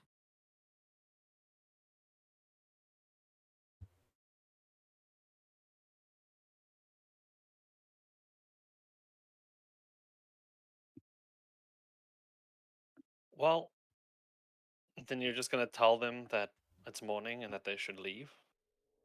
Aye, I'm gonna tell them the truth.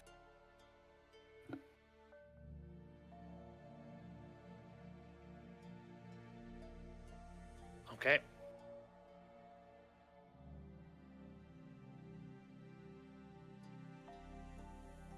I'm gonna go and just get lost in the crowd. All right. Sounds good. As she establishes a mental link with Archer, since she kind of has a feeling that Yeah. if she asks him to summon Ryder in, he seems a little not particularly into the whole, purposefully destabilizing Lydia part.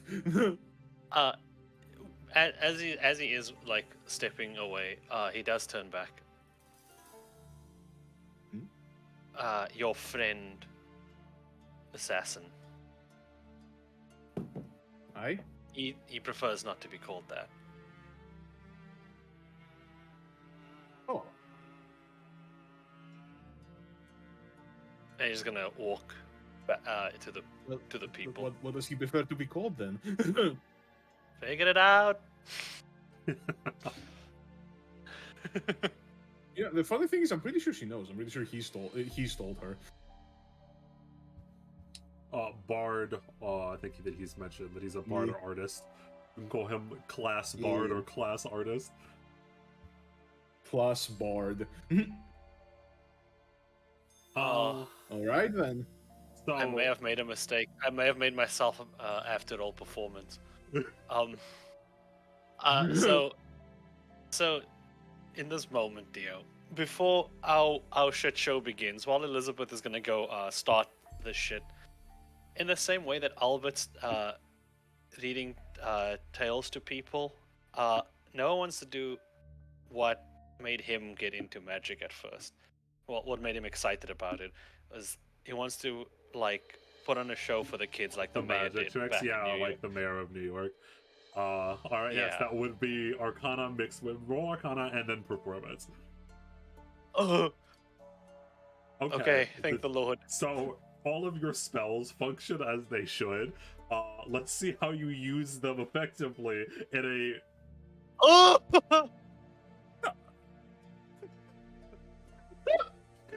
There's. Oh. So Oh. I will say this. The villagers' spirits are brought up because you make a fool of yourself.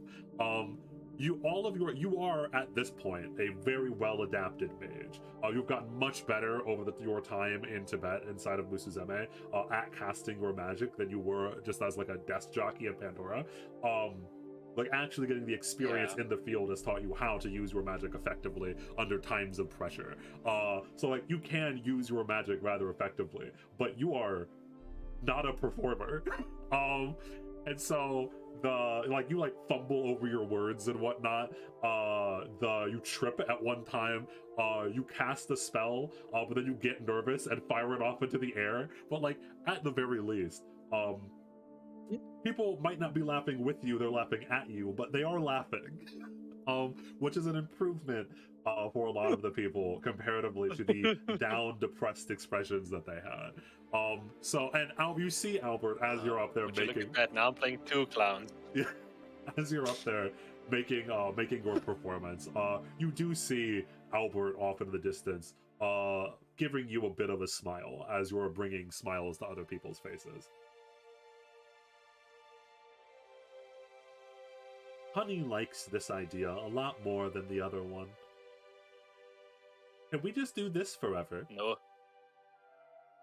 who's just thrown a snowball into his own face with Mage Hand. Yeah, but we should get better at it.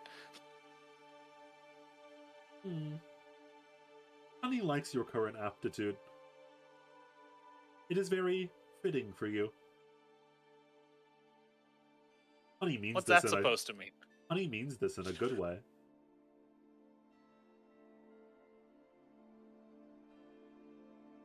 You're lucky no one else can see you.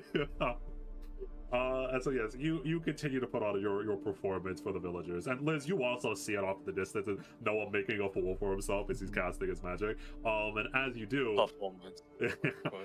You connect to Archer. Yeah, she kind of chuckles. Hello there, lovely. Oh, yeah, Archer. You ready to do some mischief? Am I ready? What exactly would you be asking me to do? Well, there's a certain girl that the villagers are hoping will lead them outside the storm. Now, I have it on good faith that she cannot do that. We are prepared to use Ryder's coin to bring her back. My, idea is that in the off chance where she actually can lead them out of the storm, we make it seem like she can't.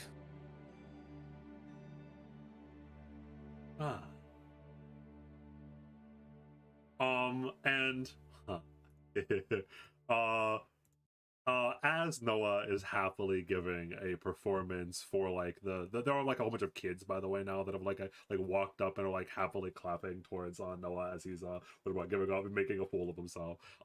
As Albert Does MC Buddha show up at all? Yeah, see, I was going to say that he does, yes. That MC Buddha Oh, goes yeah. up and starts doing a duo performance with you, both of you making fools of yourself. MC doing his terrible rap songs. He puts you on the spot, Noah, and is like, all right, beatbox for me. Roll me another performance, by the way. Let's see how your beatboxing is. Oh no. Where's performance? Okay. Dear God, wait. Okay. That's not that you know, that's not that bad. Unironically, you do okay at beatboxing. Like you do some okay beats as MC Buddha doesn't. MC is still terrible at rapping. Which even makes it funnier that he's like, no, I got this. Give it a beatbox, and you actually do okay, and then he messes up the rapping. You're a perfect comedy duo. Even like a car laughs over towards you guys. As you guys are like getting a little bit of a crowd, and like the mood in general is starting to pick up, as everyone was worried when they realized that, hey, why didn't the sun rise? Don't worry about that. as you're taking the whatchamacallit, like everyone's minds off of that, Archer appears next to you, Liz, off to the side, like no one's really watching you two. And in her female form, she looks over towards Lydia. As like a car turns around towards Lydia, puts a hand on her shoulder, like reassuring her that she could do it, as she's like trying to hype herself up. Yes. I see that you're beginning to learn. Have you ever truly known how sweet it is to give people hope, only to take it away at the very last second?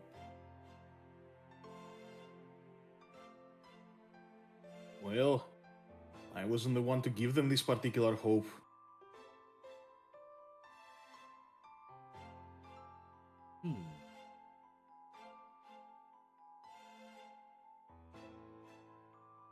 To hope for something fallible, for something wrong, is inevitably going to hurt you.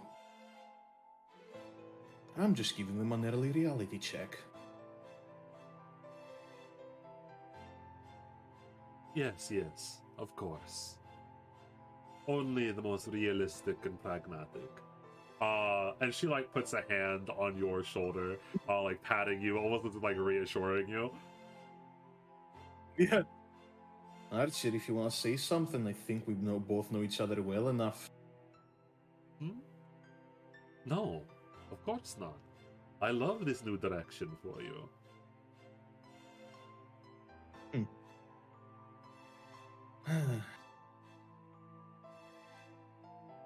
We are saving more lives than we're hurting.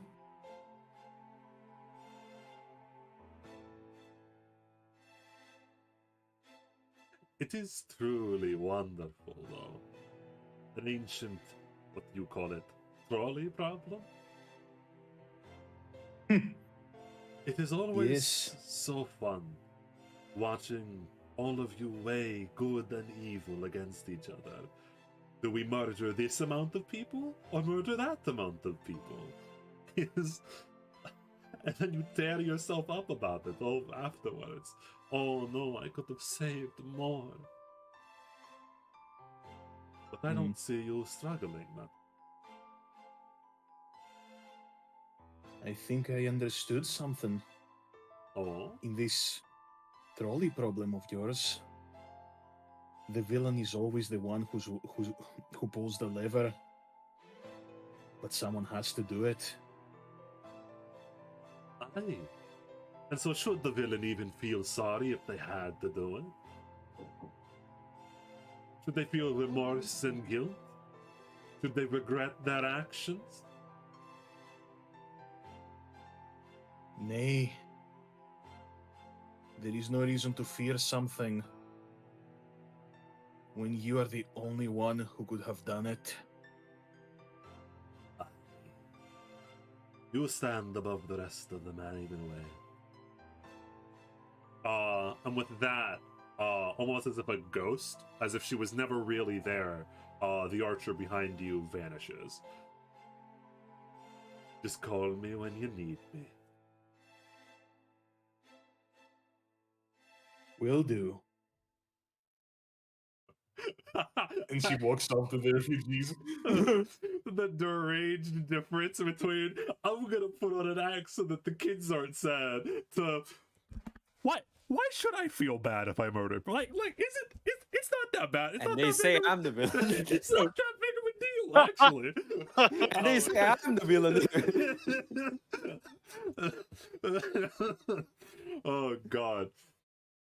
Oh, The moving. person who For will what? enact the change for good will always be painted the villain.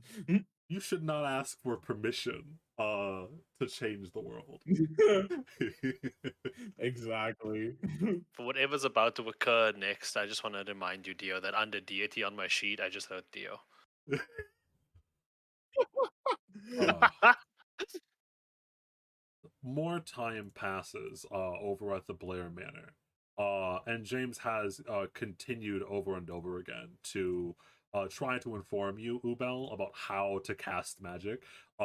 As assuming that you walked back, no one stopped you on your way back to the Blair Manor, because you were out in the middle of the Thankfully. forest there for a moment. Yeah, you had a peaceful walk back. And so like you are the being taught magic again. The and as James attempts to like really dig in and like tell you about like the intricacies of whatnot and this not primal, he specifically he says that you apparently can cast something from the primal spells and or you're very like elemental focused and whatnot. Mhm. Telling you a whole bunch of terms and whatnot that you don't really understand, and then he throws up all of the books and he goes, "Fuck it, here, think about this," and then he just teaches you like think about like imagine it, okay, imagine it in your mind. Yeah, he is thankful for that, for skipping the theoretical part and just like, yes. Yeah. Eventually, he like does a heavy sigh. Do you prefer coffee or tea? I think a break is in order.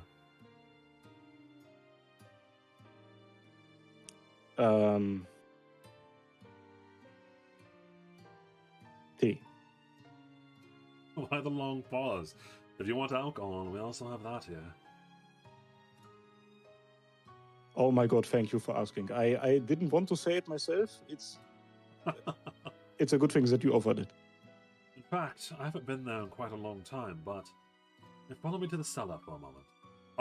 And James kind of again, he has a little bit of trouble walking ever since the incident. But slowly he makes his way down towards the cellar, where there are large wooden barrels of alcohol, or at least like you assume was alcohol. As he like leads you in slowly, it's like very dusty as he like opens the cellar door. Like, but this has not been used in quite some time. My father's collection hasn't been used in quite some time, but considering the circumstances, I think that it's probably fine to break it up. This is paradise. My sisters were never really heavy drinkers, so after he went into a coma, no one really used this.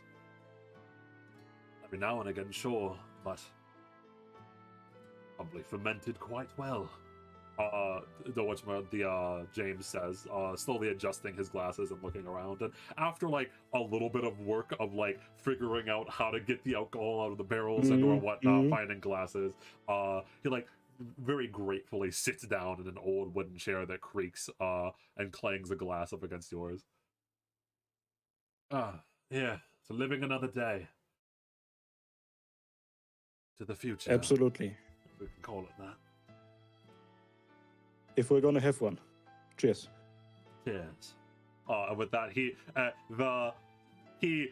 downs the entire glass. Like rather like you might think like impressively, because to you James is still nerd. But he knows to drink it, and he does like a slight swig at first, and then like he pauses, and then just starts guzzling the whole entire fucking thing.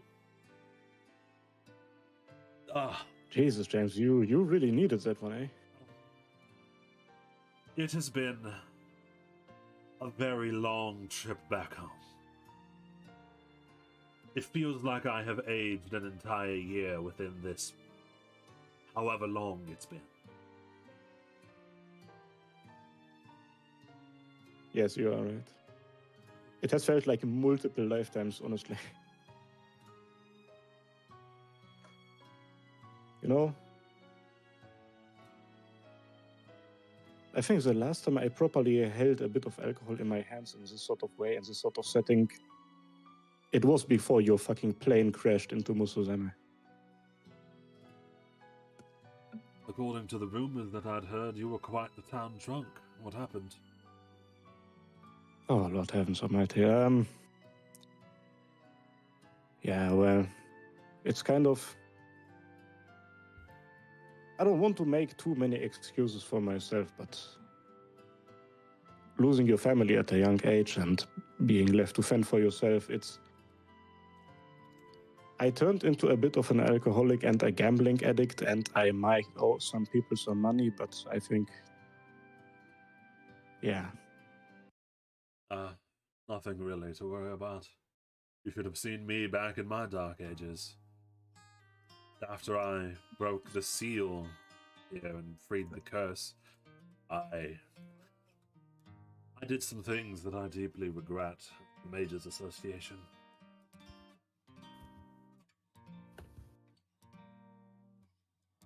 Deeply regret at the Mages Association. That sounds scary. You bet. I pissed off a lot of professors and maybe permanently injured some people and or killed them. Happens to the best of us. Does it though? No. Realistically, it's nothing that happened to you, right? It's something that you chose to do yourself. Yes. The most bitter pill to swallow. The consequences of my own actions. Cause and effect. I can tell myself that I was just a boy that wanted to uncover the mysteries of the world. Nothing more than a young lad that wanted to prove himself to his father, to free himself of a curse that he did not understand, and yet my sister Maria is correct. No matter what my intentions are, actions are the things that speak loudest.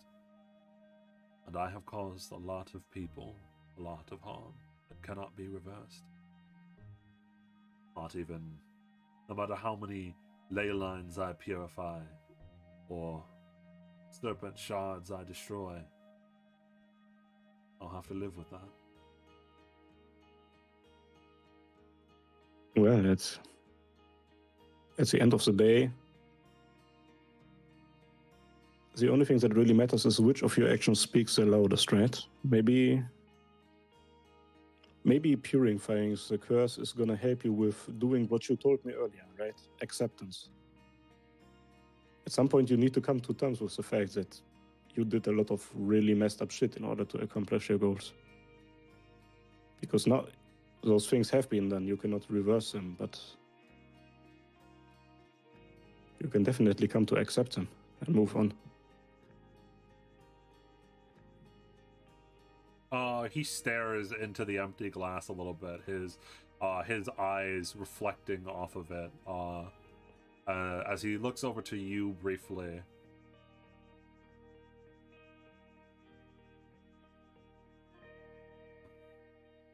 Acceptance, huh?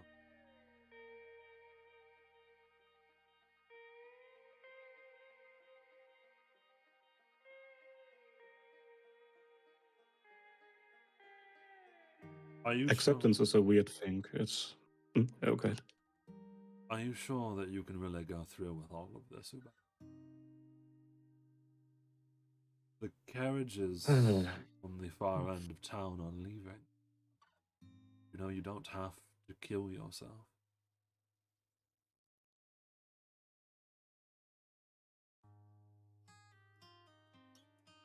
You are asking complicated questions.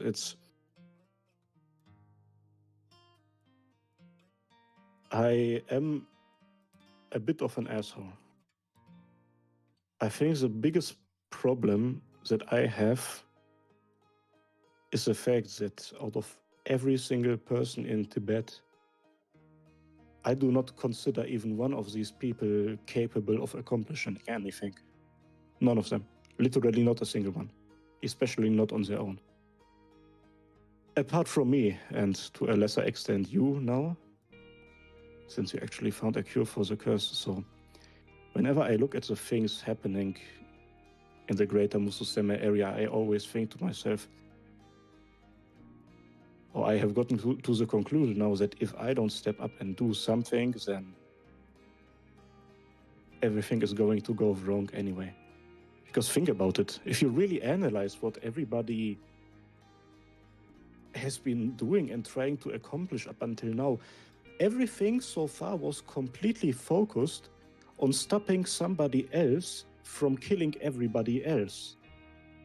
Whether it was stopping Akar from starting a war with the Ishvaldans or trying to coerce the Ishvaldans into doing something, random alliances, the banquet, it always was about somebody trying to kill somebody else, and then alliances need to be made. I know for a fact that if I would just lean back and let people fend for themselves and do their own thing, they would all kill each other within a very short amount of time. And there is a toxic trait within me that thinks maybe that would be the right thing. Because maybe after that everything would be over. But there is something within me that just tells me, no, you actually have to intervene, because otherwise these people would just end themselves. I'm sorry, I had a bit of an outburst there. No worries. He pours himself a second glass and then offers you some as well.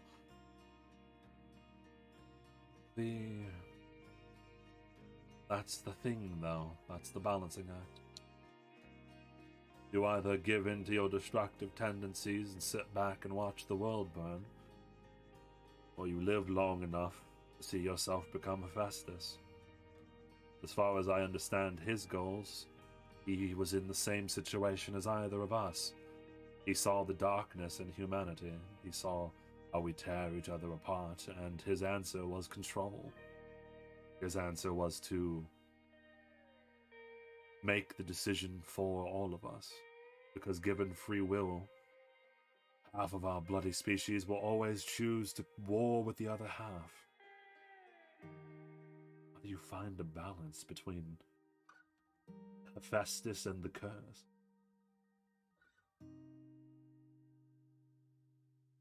It's so horrible that my analysis of this entire situation is so similar to the one of the old man. But at least I can take pride in the fact that I have come to a different conclusion than him. I still think that making grand decisions for other people, like forcing them to live in some sort of fantasy world, is not okay.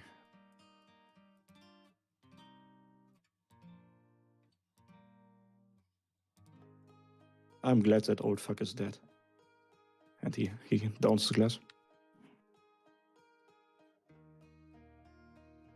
And yet, in a way, he's only left us with more problems. He may be gone, but because of his mistakes, we're all left with this. And we're still left with the eternal question. What do we do about the human condition? What do we do in the face of such despair? Elizabeth seems to know all the answers, confident that she can take the entire world upon her shoulders. It's always been the Blair way to charge forward and ask questions afterwards. But when I've tried that method, only caused problems. I do not understand that woman in this slightest. I don't understand anything about her. When I talked to her in the village recently, I asked her, where is your confidence coming from? Can you give me a list of everything you have achieved so far? And do you know what's the two things where that she named me as achievements? Getting the Ishvaldans to leave alone the mines and finding a way to purify the curse. The first thing is something that I accomplished before her, and the second thing is something that you accomplished. And still, she thinks that she is capable of taking over the world, changing everything. I don't understand it. Elizabeth's confidence comes from a very simple thing.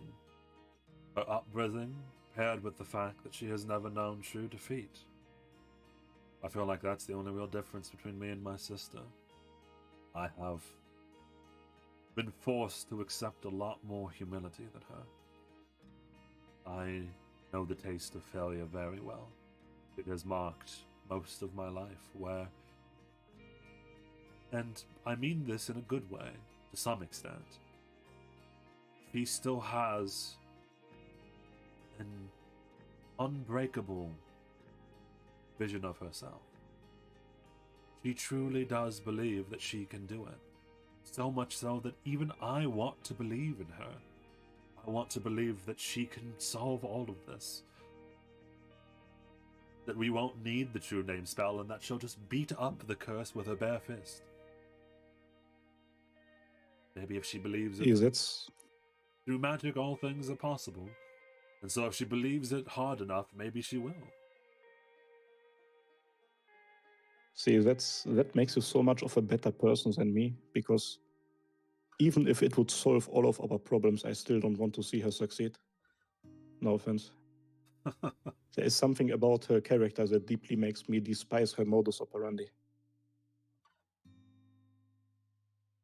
Well, I'm not trying to say that I am preying on her downfall, and I am definitely not going to work towards it, but there's just something there about how she talks to other people that does not sit right with me. the Blair family has always been somewhat condescending. He says with a smirk as he looks over towards you. Yeah, he gives me like a side eye.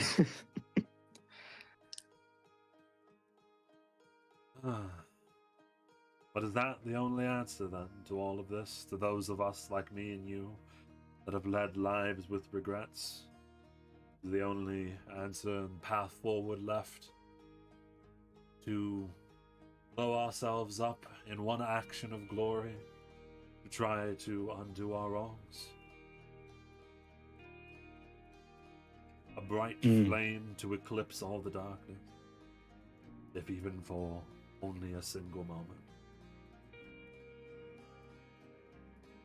I will go ahead and say that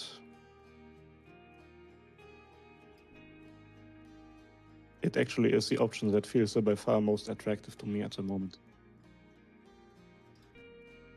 I have met a couple of people who have basically told me in which direction me and my life are going to develop if things continue as they do. And I prefer the option to just blow myself up. Yes, I think I stand by that.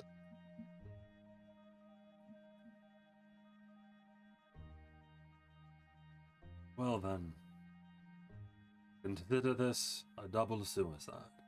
To a pair of idiots with no other option. And he does like he raises his glass for a second toast. James Blair, I admire your capabilities of making the darkest and most disgusting subjects into a moment like this. Cheers.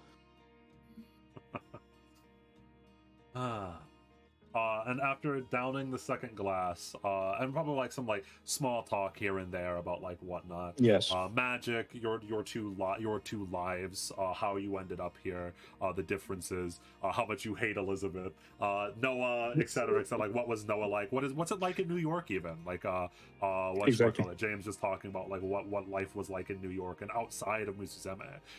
Your eyes having just been opened to magic, you are now truly, and it's bittersweet in a way, that you are now truly, for the first time in your entire life, really getting a taste of the outside world, getting a taste of what could have been, but you know that you've now squandered all of your potential and are running down a path that will end all of that potential short. At some point, Ubel is going to bring up something. I don't know whether we need to roleplay that out, but that is something that I came up with. And he is going to bring up that the possibilities of... as the alcohol starts flowing, he is going to start to bring up possibilities like, oh, maybe we could use the towers of Hephaestus. Maybe we should sacrifice the souls of the Ishvaldan camp. There's a lot of souls in there. I mean, those are in theory possibilities. He like pauses for a moment. The souls of the Ishvaldan camps. James goes, bro. But he does pause when you talk about the towers. In theory, a good enough mage might be able to reprogram the towers. Either way, there's like a long pause as James thinks about it. Thinks about trying to reprogram the towers to use them to his own benefit. But he eventually moves on, and after talking about like here and there, whatnot, different solutions, and just like again, just like your two lives, Eventually, he does a very long sigh as he looks over towards you. Ubel, we have at different times over the course of the past little while we've known each other been enemies and been friends. You have hated my family as I have led to the death of some of yours. And yet, we have no choice but to rely on each other. In order for you to truly practice using the true name spell, you'll need to know someone's true name. I will tell you my true name. And Ooh, after, I will. you now, like, telling someone else your true name is tantamount to revealing your literal soul to them, because if they use your true name with magic intention, with convoke true name, they could compel you to do anything. You if you knew James's true name, you could go, James, kill yourself, and on the spot he would have no choice but to do it. Yes. So Ubel goes, whoa, listen, I know that this alcohol tastes very good, but are you really sure about that? There always is a possibility that somebody gets that information out of me. Oh, so you want me to practice on you? Desperate times call for desperate measures. Devising someone's true name, even the true name of a random squirrel that we'd capture outside, would take far too long. The only two things that I know the true name of are the curse and myself. And I can't very well have you practice on the curse.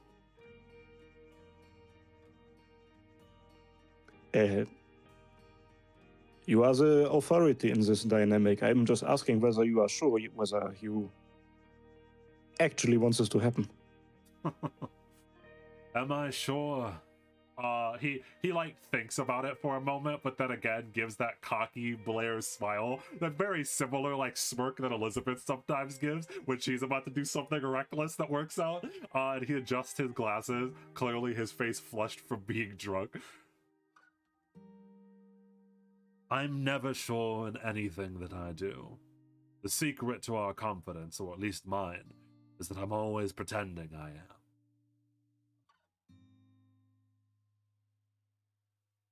Well, all right then. Give it to me. I'm gonna make sure to be gentle. In the and he laughs out loud at that. In the cellar of the Blair Manor, James says out loud his true name, and it is not a name that I could pronounce with the English language. It is not a name that you could the usually true names are not like as simple as Rocco's Basilisk. Rocco's Basilisk can be spoken because it is a being of thought, a being of words in a way. But James's true name, more than anything, is just a combination of feelings to you.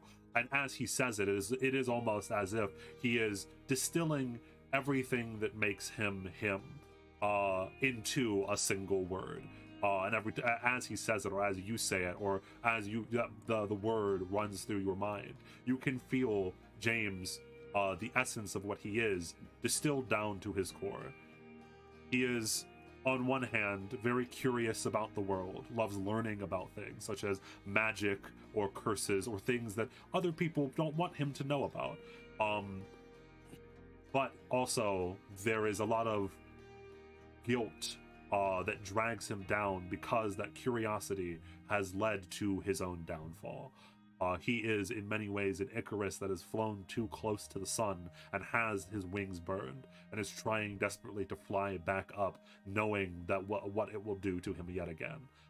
This cycle, this over and over again cycle of the innocent curiosity of a child with the conviction of the Blair family leading to his own downfall and own demise and guilt. This cycle truly is James.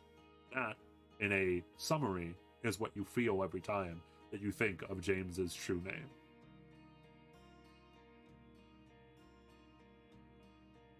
That is all I am. That is all I will ever be. When I was made into this world as an idea, That is my fate. King hell, I didn't know that it would cause such a reaction out of me. So, yeah. It's like I felt every essence of your being flow through me. Names have power.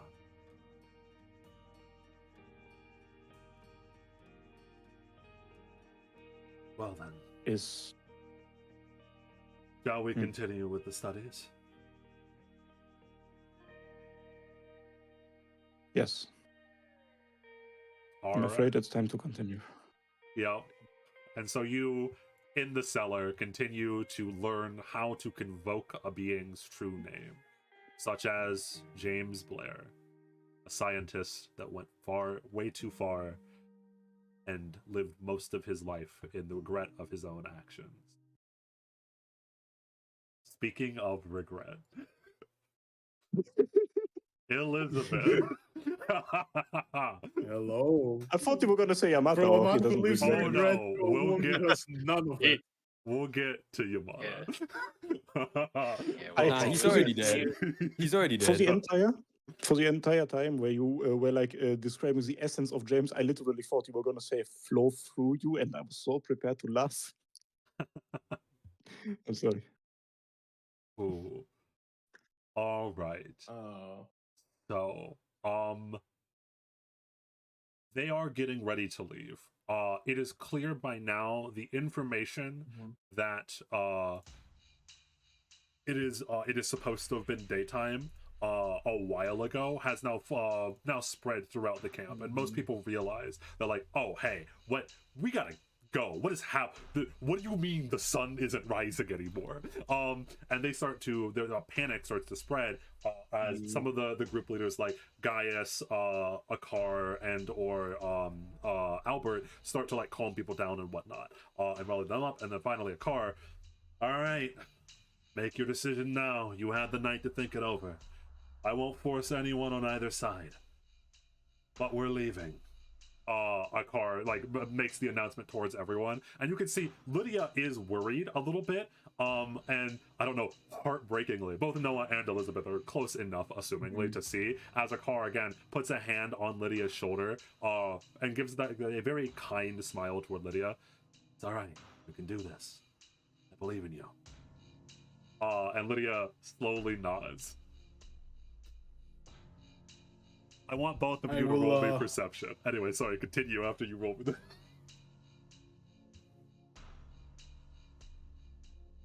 Oh boy. Ooh. Perceptions are never kind to me. Oh.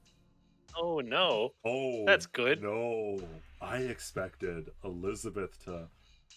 Okay. So Noah's the one that sees it. Finally, Good, my good, time. Good. This makes things, because if I knew what would happen if Elizabeth saw it, but with Noah, now Noah has to make a really hard choice. Anyway, okay. So, and you can see, there is a split, as I mentioned, a division of people. It seems like you with the time that you had spent with them, Elizabeth, I do remember you had spent a lot of the last night talking to the people and like explaining yourself rather calmly. You have managed to get more people on your side that want to stay, but a large section, I would even say, I'll still say the majority, like let's say 60-40 now, 60% of all of Musuzeme still wants to leave. And they slowly start to get inside of the carriages, pick up their bags and whatnot, and start to slowly make their way over, following a car over towards the blizzard that is still raging on. As this, Question. Sure. What? And this will be an insane throwback. Okay. Which camp is Bernard at? Oh, Bernard is staying. Okay, cool. I want to. Actually, I'm gonna go talk to him. Okay. You see Bernard, he's still drinking with some of his buddies. Holy crap, Bernard. A character that did not get. By the way, just as another side back to talking about the differences between the campaigns, Bernard actually played a major part in the other people's sessions, the other campaign, the first Tibet, because they thought he was really funny. there's a whole bunch about Bernard Williams that did not get talked about in this campaign, which is fine. That's how it happens. That's how campaigns happen. Oh my god, I like it's just an eagle. Just a quick question. What did you say I saw? Don't worry about it. I'll get to you in a second. Okay. Hey Bernard. Oh, I want how's it going? I want to ask a favor. All right, hit me. You're one of the people here that I can actually trust. So I want you to make sure there is a safe distance between the people and Lydia when she does the thing. You know, the blizzard is not that far out. We can all walk there and then back again. All right. I just, in case something goes wrong. Just in case, huh? He Aye, just narrows in his case. eyes up to you. So he narrows his eyes up to you for a while, but then nods. All right, boss lady, whatever you say. Right. I'll make sure to buy you a beer after this. I'll remember that. Bernard walks over, and it seems like Bernard talking with like a car and Lydia and whatnot. Lydia is going to walk up first. Just as a side note and as a reminder that he is there, you briefly feel the presence of Lancer on the wind before it vanishes again. He is still around. You don't see Assassin. You saw him briefly, and he's fucking gone. Just kind of like roll my eyes at that. He was like out of there. He didn't want to deal with this shit.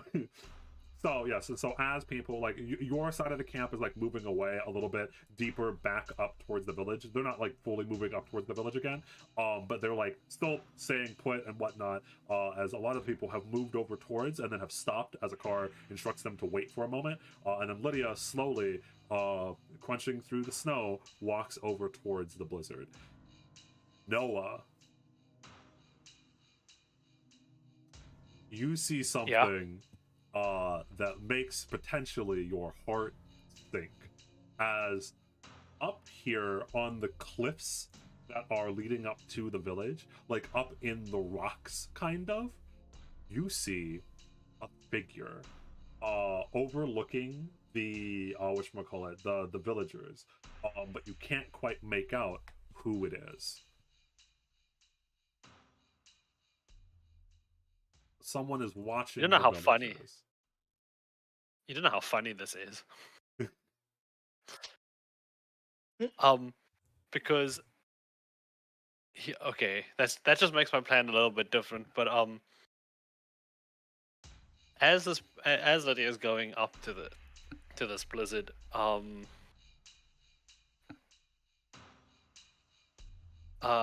gonna just go over to Liz real quick and just say, "I'm just gonna go get a bird's eye view of things." Sounds good. Keep me informed. And he's like, he stops for a second to think about that, and he doesn't know how to, and he's just gonna go, okay. And then we're gonna go behind some cart, or like, I don't know. It's okay if one kid sees. He's never gonna. No one's gonna believe him. No one. And we're gonna ask Ryder. We're gonna ask Ryder to take us up one of the cliff sides that's overlooking this, but that's away from the figure because we don't want to deal with them. Okay. When you point out the figure, that's weird. Didn't sense them. My senses are dulling. Oh no, am I not giving you enough mana? Potentially. She shrugs. Either way, you want to investigate him? Like, you want me to take you right up above him, or what? Oh, okay. That's not what I wanted, but you know what? She's right. Yeah, let's do that. All right.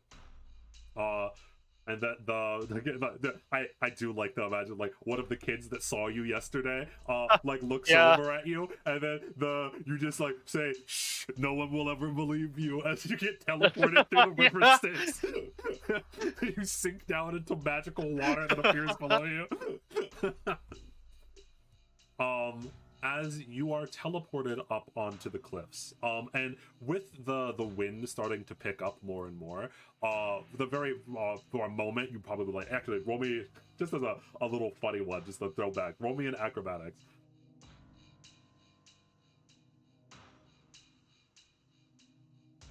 Why? What? Yeah. Why? So the very first thing that you see when you open your eyes is like you stumbling back as you're on like you're not at the top of the cliffs, neither is the figure. You're like halfway up the like the mountainside, as it were, that leads up to Musuzeme. And so like you're on like a rather small little perch, because these weren't made for people to stand on them or whatnot. And so like you go almost falling back as the wind goes to grab you, and then your servant materializes and grabs you by the scuff of your shirt and pulls you back. Come on. Thank you. Hey, wait. This scene feels oddly familiar. As Ryder, which one narrows her eyes, I feel death in the air. God damn it, Ishan. Yeah. As No one looks over to Ryder like, but that's you. The man with the sniper rifle. Down on the cliffs below you, there is a man with a gun. Again. Is everyone just gonna get a turn to fight this man on a cliffside? And with that, I'll pause for a brief moment, as this is why I said it's super funny that Noah sees him this time, because I'm not sure what's going to happen. And that gun, by the way, is pointed at Lydia. So I will pause because I really have to use the restroom. So you have you're allowed some thinking time before we figure out how this scene is going to go down. And then, Para, we're going to get to Yamada. We still got a little bit of this session to go. So I'll be right back. I'll pause for a moment. Okay. Today is going to be a long session, and I love that. So this is a good lesson of why you should never come up with a plan, because I did. And now it's immediately it fell apart. Like, I didn't even think of like a plan for like later. I thought of like, I'm gonna go up here right when Ubal's done, and immediately it fell apart. God. Everybody has a plan until the sniper rifle gets pulled out. Yeah. Okay, you know Bro, what? this man You is always made me literally all my. His main fucking contribution to the campaign is sniping people off cliffs. But every time people jump on him.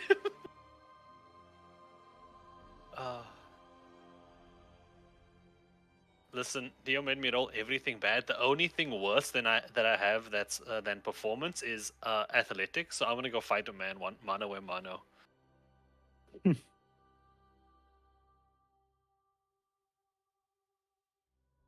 So, Notch has announced that he is making Minecraft 2. Thoughts on that?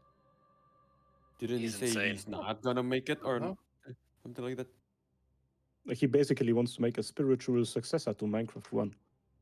He's not going to call it Minecraft 2 because he can't, but yeah. Yeah.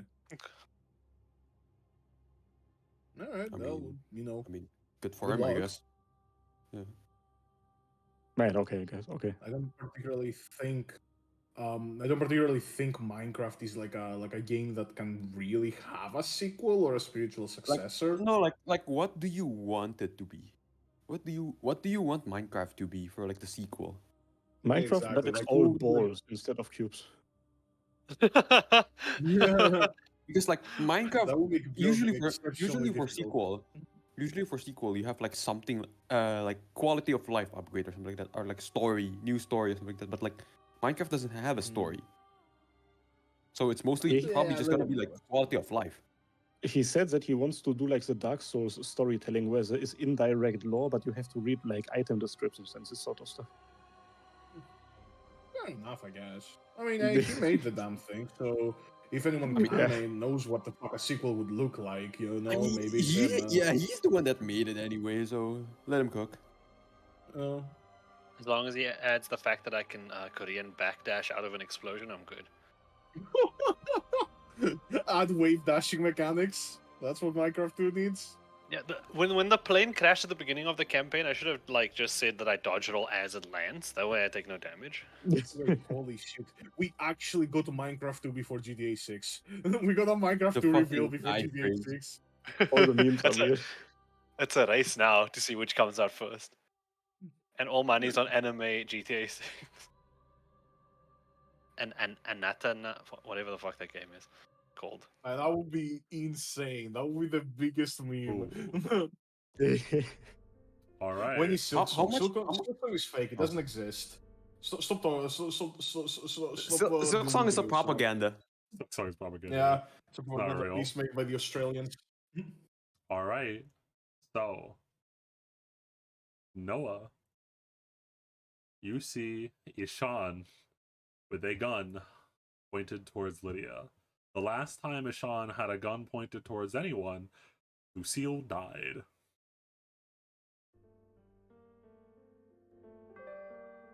Oh dear lord. Okay.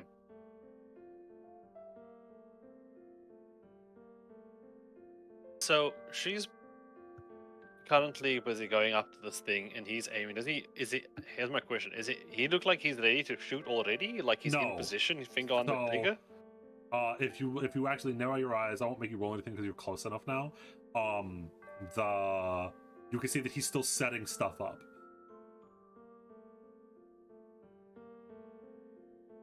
Fantastic. Fuck, but he's close enough. Can he see me from down there if I'm like on the cliff? So in theory, he would be able to see you, but he's not looking anywhere in your direction. I've already rolled his perception. There's not a chance. I wanted to do something, but now I'm gonna do it. He's gonna see me or hear me. Yeah, because you That's the are. I problem. will say you are about 40 to 50 feet, kind of quote unquote above him and to the side. Because again, you're like up on a little outcrop above him on the side of the mountain.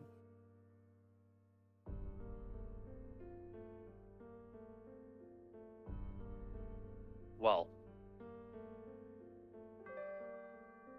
Okay, so he's busy sitting out. That's perfectly fine.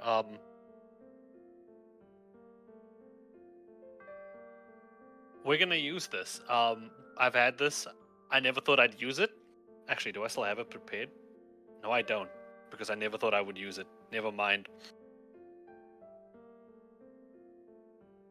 Okay, here's exactly what I'm gonna do. Where's this thing? So I'd like to disarm him from up here. So I have. Yeah. As you go to cast any magic, though, Ryder, inside of your mental connection, are you sure? I thought this was in yours as planned.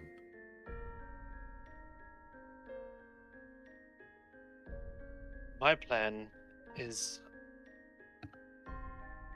to see if she can do it, and if she can't, help her out. Help her? That wasn't exactly what you told Elizabeth.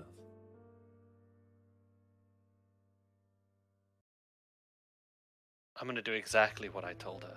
If she does it and the spell and her magic works, I'm not gonna stop them. But if her magic doesn't work, I'm gonna bring her back.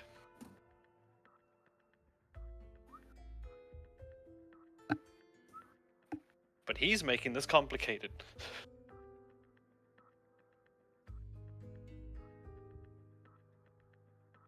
She wasn't going to like stop you. She just mentioned that, like, hey, I thought killing Lydia was the plan.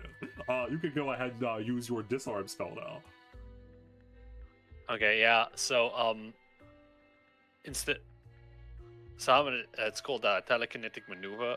Okay, I rolled a 36. So it's like a normal disarm, except I get to make a spell roll because I'm using magic to shove the gun out of his arm. I'll also, just in case he is actually far away enough, I'll add reach spell to that, so it gets another 30 feet. So we're golden. 60 feet. So no, he was actually in range. So you don't need to expend the Okay. respell.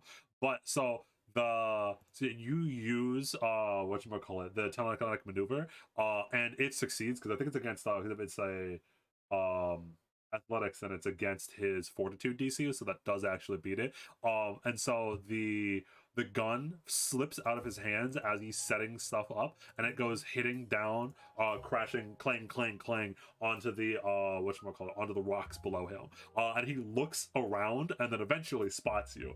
I really have to find better hiding spots. First the mistress, now you.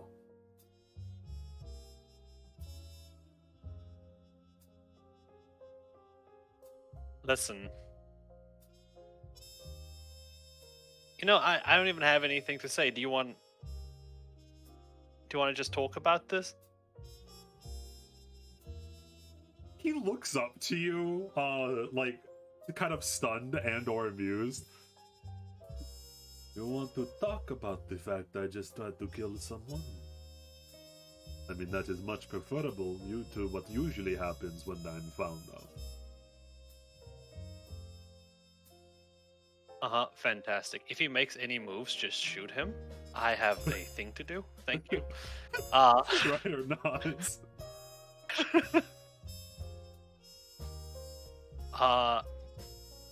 And I'm gonna do what I wanted to do while I was here, while he's talking. I've already informed Elizabeth. The woman is a bomb. She either needs to come to America or she needs to be dealt with. If she escapes here, who knows how many could die due to her powers. But if she escapes, does that not mean she can control it? For now.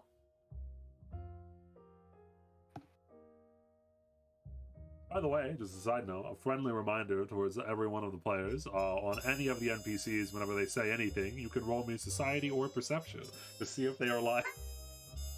Yo, wait, I want to roll society, and not perception, just society. Just for the... You know what, Faye? You cannot tell if he is lying or telling the truth. Okay, so I'm just gonna This try to man just... wants to spite society. Try to make sure he doesn't move an inch. And then I'm gonna take a minute to do this, Dio, and I'll send it to your DMs. For the first time, I'll send something to your DMs. Okay.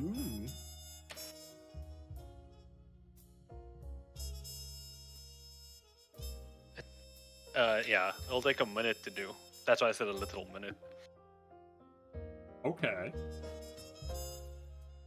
Yeah. Okay, sure. Awesome spell, by the way. One of my favorites. I love it too.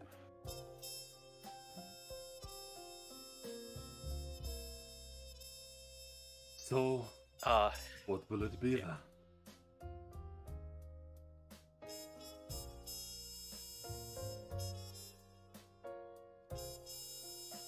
He's gonna look towards Lydia and back down to Ishan.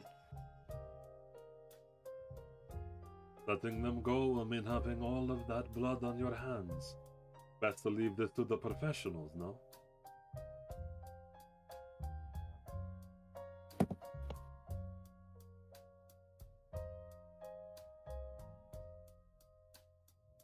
It would be. Would be a lot easier.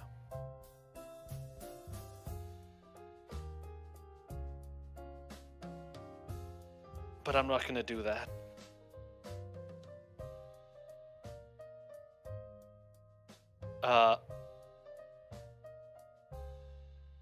Can I slide down there towards him, or is it?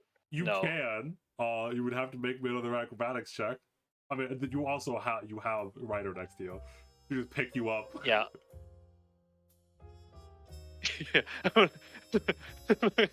Dear God, thank you, Ryder, for existing. You're fixing all my problems. You look up to it, Ryder. Uppies. Yeah. Okay, Let's yes. take all his weapons. And let's get down there before anything bad happens that we're too late for. Yeah, so Ryder like picks you up with one arm, like slings you over her shoulder, and Mento connects to you as she slides down the rock side and starts to slowly take the multiple guns off of Ishan. All right, so if our plan isn't to kill the girl, what are we going to do about Elizabeth then?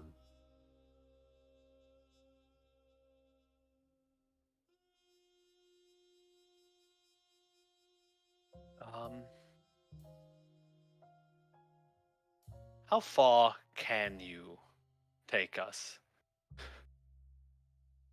In theory, my powers go wherever water is. The river Styx connects all rivers.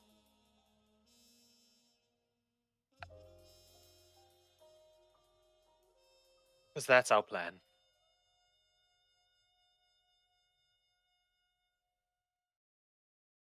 You know what, actually, because it's just right and we're in a mental connection, we're going to conclude what's happening here, and then go back to the Blair Manor, see what we need, see where we can find Fred, pick up what we can, and using what we can find in the crashed plane, the ley line, everything, we'll start putting together a plan. First, to reduce its power, and second, to defeat this thing. And maybe even to find Saber. Sure. So are you telling me, specifically, the plan is to teleport the girl out, or what?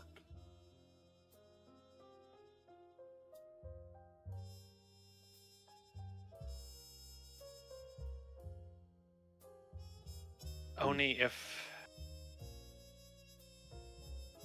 if it doesn't work. But if it doesn't work, then she has no reason to kill her. We'll bring her back, and she'll know that everyone will know that her power is not stable at all. And if she does?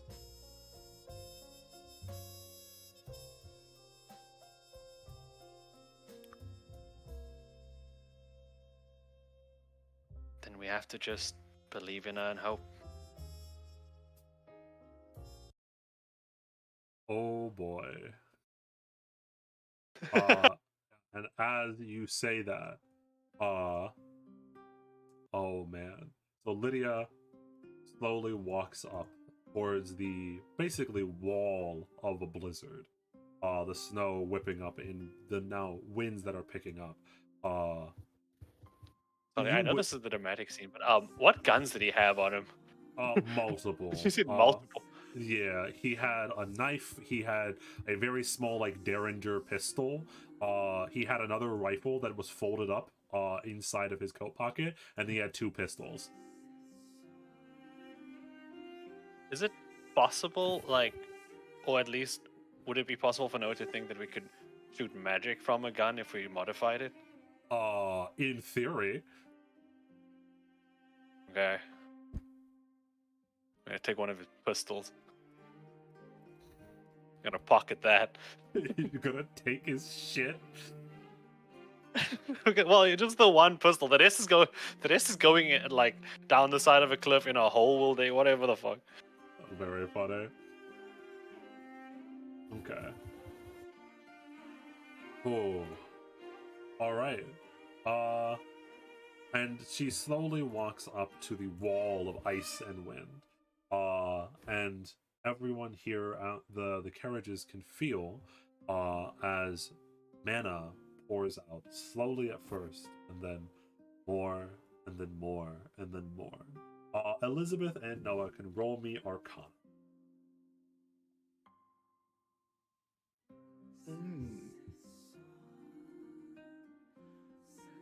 Noah sees it. You do as well. So, another one of the NPC side quests that was put to the wayside a little bit, as something catches both of your attention. As both of you realize over time that as more and more mana begins to fill the area around you, it is not necessarily coming from Lydia. While she does have a ton of mana that she is pouring into this area, much more than that, what is happening is that Lydia is drawing the mana from the ley line.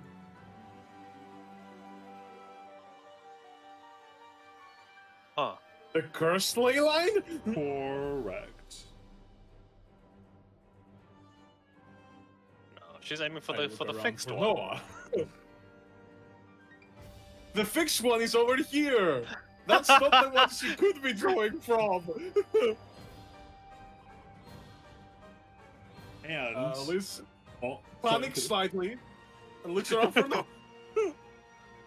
as she draws more and more mana, a couple of different realities sink in.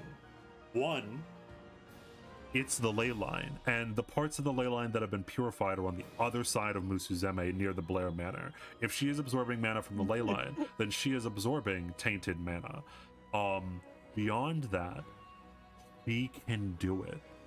You see, as she stops the winds themselves and the snow slowly halts, as she parts the blizzard, and the carriages begin to move. Shit. So here's my question. Seeing what she did, knowing that she's drawing power from the ley line, the further out she goes, there'll be no ley line. Yes. That means she'll have no other power to draw from. Yes. So that means that it probably won't be as successful in the future. Yes. God. So she did it, but she's not going to do it for long. And also tainted mana. We have no fucking clue what this might do. Yeah. So yeah, he's not around. Okay, yeah. So I'm gonna point to Ishan. Stay. Sean grimaces, and then he looks down. It's in your hands now. They don't pay me enough for this shit. All of his guns have been taken and thrown across the mountain. He goes, fuck it, your problem now. Ryder picks you up, gives you uppies again, and then teleports you down toward the middle of the near the carriages and whatnot. All right, what's the plan? I'd like to I be imagine this teleported. shot with like, Oh, okay, sorry, I imagine this shot with a SpongeBob meme like, let's let Lydia do it. What could go wrong? Echo looking ass. I feel multiple serpents.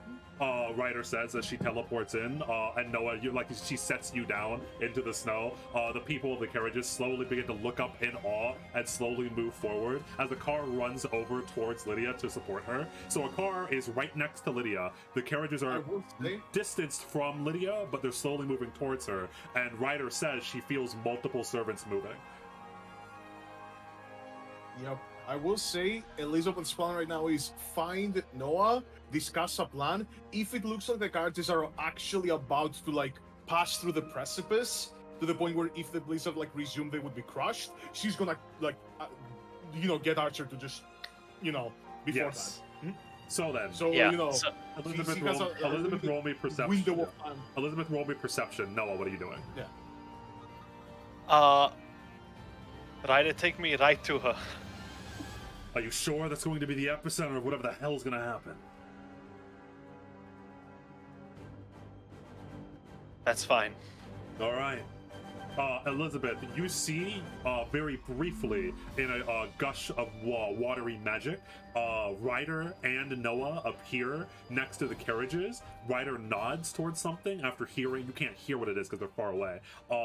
nods towards something that Noah says, and then she grabs a hold of Noah again, and then both of them disappear, and you see them appear right next to a car and Lydia.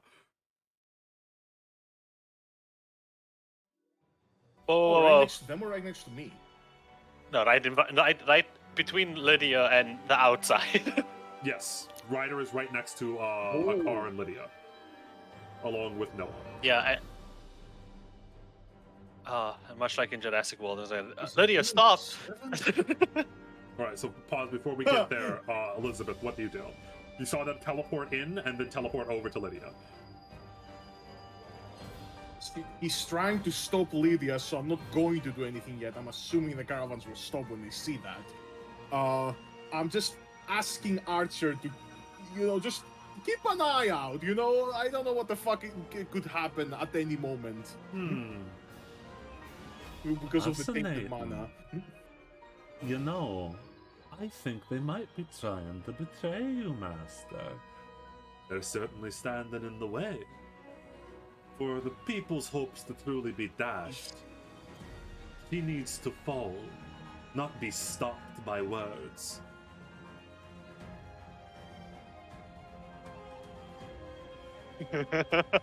We don't know what Noah is planning yet. I'll have words with him later, but he seems to be trying to stop them. Do I have permission? You what? Do I have permission? You are only to destabilize the girl if it looks like the caravans are going to go through the precipice. Archer, like she clearly is dissatisfied, but then she like disappears in the back of your mind a little bit. All right, where are you going, Elizabeth? I'm gonna walk up. I'm gonna go closer. Okay, so you're running over to Lydia. Okay, so you're running over towards Lydia. So, Lydia, you can feel now a massive amount of mana circling around her as she slowly goes down to one knee, as she's holding up what feels like the weight of the world, as she's stopping the blizzard from howling. And that's when you're simply you are teleported in. You look around, you catch your bearings, and you see her. So I wouldn't get too close. The magical vortex around her is insane. Listen, she needs to stop. She's throwing mana from a cursed ley line. Besides that, even when you make it out, she's not going to be able to continue throwing mana from the ley line out there.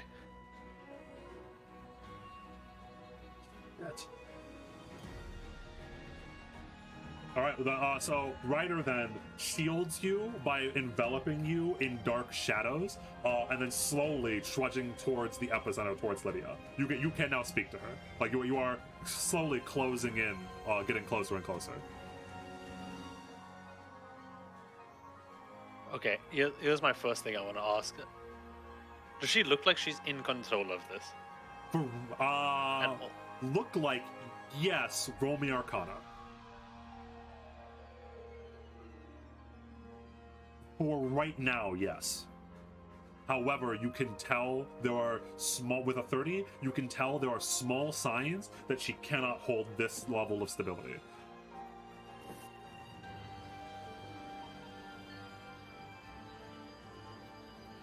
Lydia, you need to stop. I know you want to get everybody out, but you need time to learn how to do this. Go now while the pathway is open. I am not going to let them down. And beyond this? We'll figure it out. If you take just some time to figure out how any of your power works, you can lead them through safely. We don't have time. You always have time. Please, just go. You're distracting me.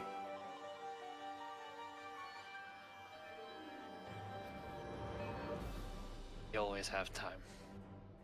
Uh-oh. Are the, where's the car? How's he looking? Car is running over. He does not have the protection of a servant anymore, as he is slowly, you see the tattoos on his body slowly light up red as he's trying to force his way closer in towards Lydia. He's not saying anything yet, though. He's just approaching from the opposite side of what you're approaching on. He's gonna look towards the car. You need to tell her that it's not time yet. This is our only shot. What the fuck do you mean? It's not your only shot. I didn't interfere with you or Elizabeth. Those that can stay can stay.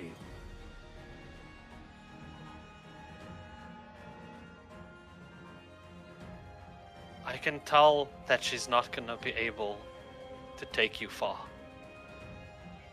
We'll make it work. And as she says that, or as Akar says that, Lydia goes fully down to one knee and she falters as the characters are getting closer and closer. They haven't even left yet, by the way. They're just like getting closer to Lydia. She falls down to one knee, and you see like the blizzard falter a little bit, and then Akar uses his dash. You see a flash of flame as Akar stands right next to Lydia and leans down, hand on her shoulder, as he starts to pour his own magic into Lydia. Let us be. We have made our decision. We're leaving. As she and Akar together stabilize the blizzard once more. Liz, you now start to approach this scene. Self-destruction. Self-destruction is not an option. Oh dear God. I like how in this whole situation, Liz is the scary one to me. Not the woman that might exist. You're about 80 feet away from what's happening. Slowly, whatchamacallit, if you're still approaching, Noah, you're about now 20 feet away from her. As the car has used fire dash to dash directly. I forget what the actual move is called, but you know. Yep. The move that he used It seems against like Liz is preparing her own blink charge to also dash straight in. So they're doing it, but someone's gonna have to make a decision here. You see Ryder. Ryder looks over towards Elizabeth as as fucking the Terminator running towards you guys. What are you going to do? You have to make a decision. She's going to kill her. Potentially kill them both.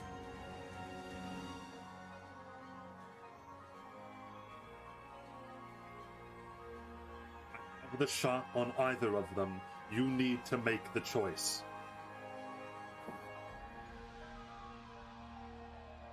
oh boy.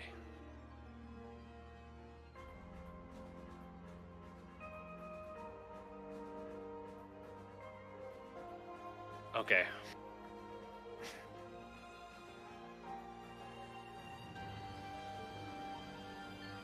Distract Liz, I have a plan.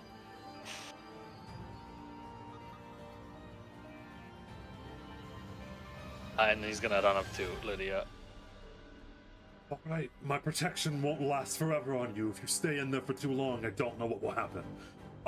As Ryder vanishes from your side, leaving the shadows, like it's almost like you're wearing like a full cloak of shadows that's around you. As you are slowly you're like right in front of her in your like shadowy reaper cloak.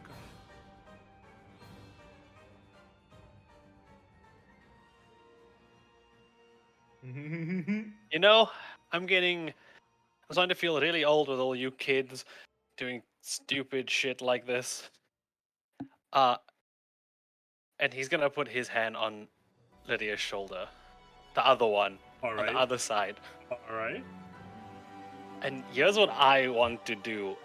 And you can tell me how difficult this is gonna be, or if I even can do it. Okay. But she's throwing magic from the ley line, which is cursed. Mm-hmm. Can I try to falter it in a way? What do you mean? You mean like cut off her connection with it? No, like make sure that only the non-cursed magic is going to her. That, you could, but that might draw upon the magic that Your might draw, last yes, miracle. that might draw upon your last miracle. Because it would be a slow process and not a single spell, you could try to teeter on the brink as it slowly drains the rest of your energy. You're trying to disentangle the mana, the ley line from the curse in real time. Yeah, it's insane. Possible, Okay. yes, especially considering the whatchamacallit, the power that you currently have. But it would again slowly drain you of your life force. Oh, and I kind of need that, don't I? God, this would be so fucking mad. Not only did you let them leave, but one of our greatest weapons against the fucking serpent is gone. Okay, you know what? Being closer and feeling that and understanding what that means is gonna be a okay. We have to fix this different way.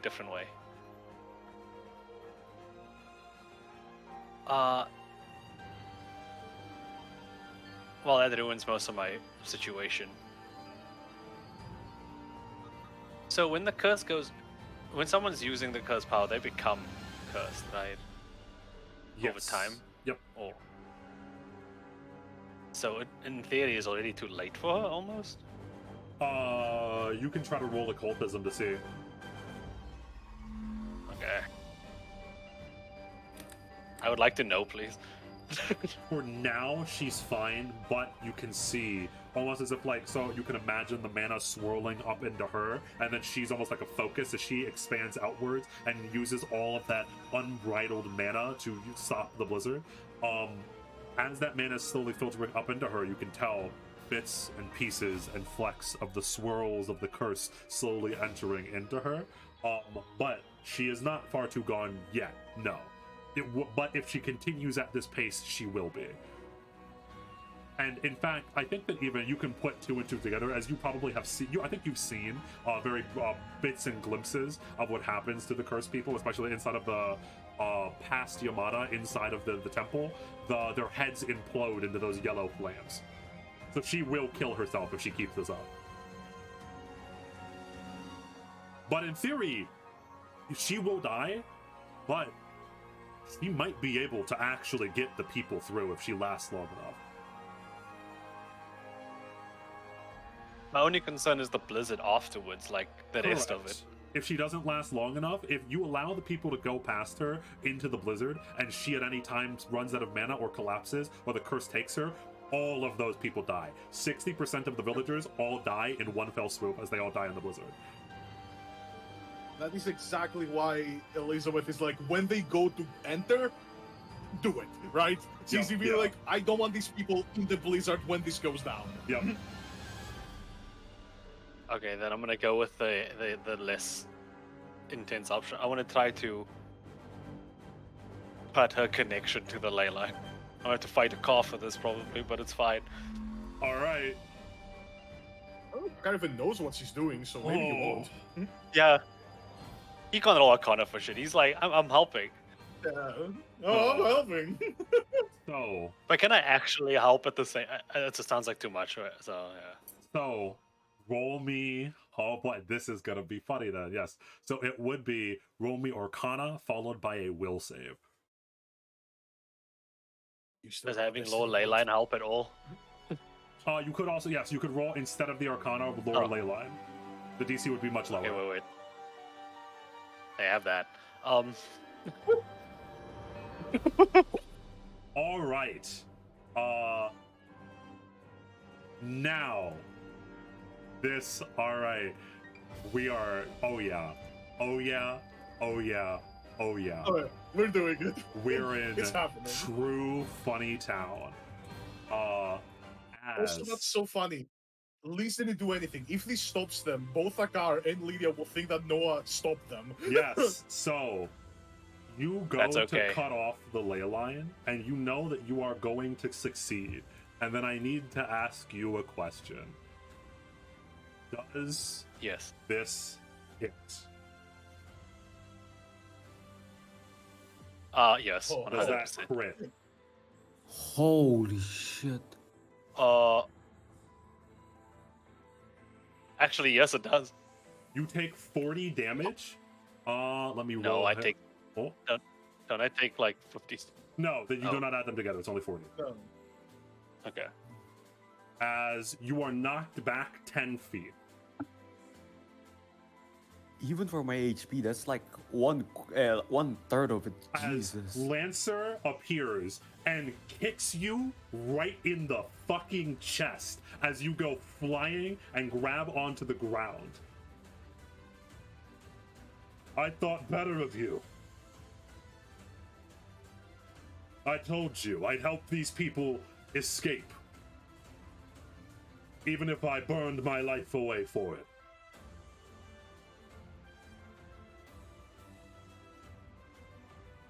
Even if she burns her life away for it, even if they will all die. I'm an ally to those that follow their dreams. If that leads to their own destruction like it did mine, he summons his spear, then so be it. It is their choice to make, not yours. She's cursing herself. Then will you help her to make it through the night? Or will you destroy her dreams?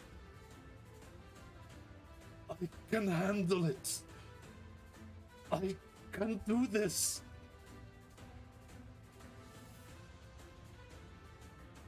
If I cut is Liz off close the enough to like hear all of this? So close enough to hear, yes, I'll get to you in a second. Just saying that if like I cut off there would be some things you want to say. Oh, sure, yeah. if I cut off a connection to the ley line, but give her my mana.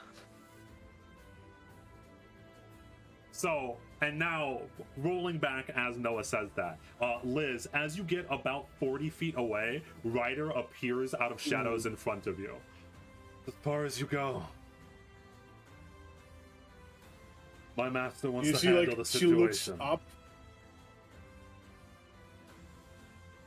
So no, he's betraying me. No, he doesn't want you to make any rash actions while he's trying to figure it out. She looks at the caravans. How close are they to actually passing? They're closing in, but they're not there yet. They've not passed the boundary of where the blizzard Well, if- usually is. Yeah. I don't know if you've noticed, Ryder, but rash actions are all we have time for right now. And you hear when you She kind of like she like. I was gonna say you hear the conversation at Yeah. this point as you hear then Noah say, "What if I supplanted the ley lines mana with my own?"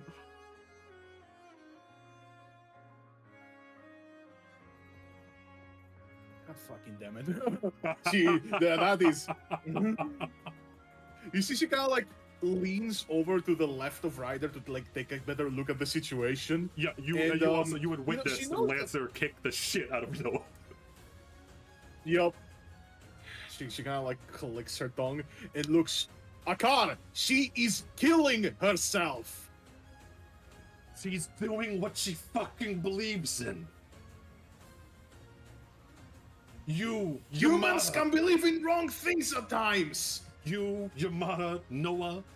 What if we succeed? What if she doesn't die? Then we die a little bit later. When the serpent kills us all, or have you not noticed that it's not morning yet? You can't run from this. Just beat it then. Why? Why am I the one who should shoulder all of this? You made your choice no. and I made mine. Don't stand in my way. Noah stands up. You couldn't stop me before.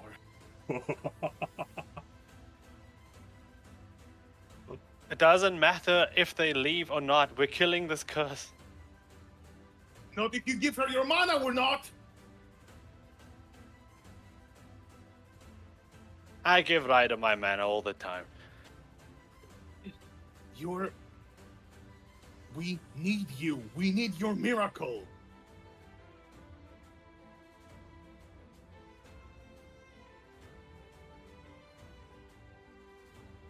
When she says that, Noah gets like a look almost of like understanding on his face. I see.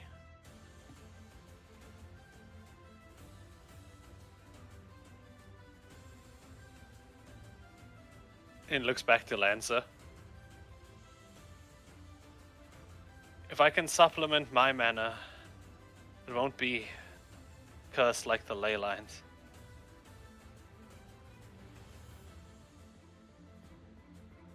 I don't know if it'll be enough, but I can also help her control her power. Then join them.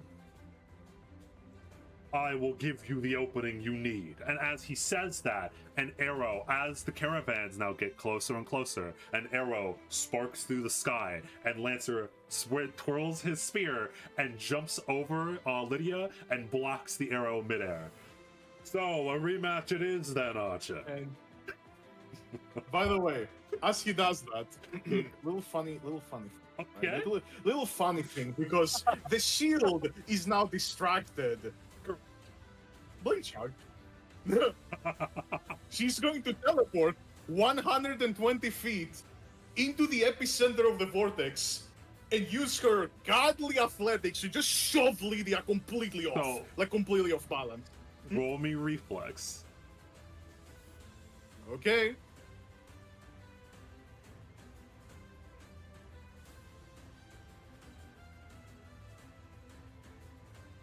Ooh, you have 1 hero point. We'll tell you that much. Oh, okay. Okay, that wasn't Oh, you know, 26 is like, oh, you have a hero point. Yeah, Oh, no. like the thing with that guy, that That's was not a good. 12.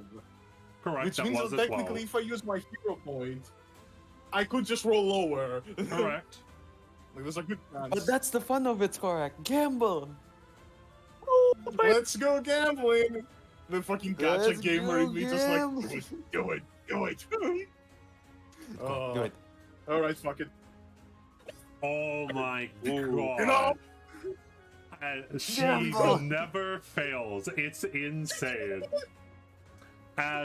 So I will tell you that to describe what happens, as you go, Ryder actually goes to stop you. And she summons forth whatchamacallit. She summons forth for one, skeleton that goes to grab at you. You dodge out of the way. From the sky then, a necromantic like hound jumps out of a portal. You dodge after that one, and then lastly, as Ryder goes to point a gun at you, you blink charge right up to Lydia. Roll athletics. Oh boy.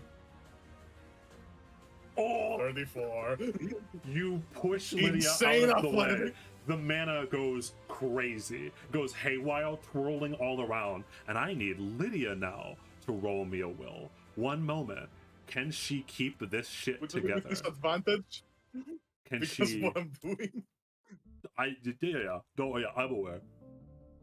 Oh, was this was this an attack or like is it just a shove thing? Shove, it's shove. No, it's just a shove. Okay. She's basically just disrupting her. Yeah, you know? that's why I said athletics. It's a shove. Yeah. Also, I will say, I give Ryder the biggest shit in green right before I blink charge. As you dodge out of the way. This woman, No. yeah, this woman has been beefing with servants since day one. Yes, she has. Yes. Oh, Jesus! What a crazy ass. One moment. Actually, wait. I have something for this. Oh yeah. Uh-huh. Oh no, I don't. So I fucked up. Lydia on the ground, slowly, still one hand raised up. The blizzard falters to the point where half of the blizzard is still going, but she does halt it enough as she's still holding on. Tears streaming from her eyes, still drawing mana from the ley line. I will say, whatchamacallit, both Elizabeth and Noah roll me Arcana. Okay. You notice it. As her concentration slips And Noah, your heart sinks a bit as Lydia's concentration slips, more of the curse seeps into her over and over again as fear and negative emotions start to set in, as she's doubting herself because she got pushed to the ground, face in the snow and the dirt. But she is still, for now, holding it back as a car stands between you and Lydia. Doing this again, huh?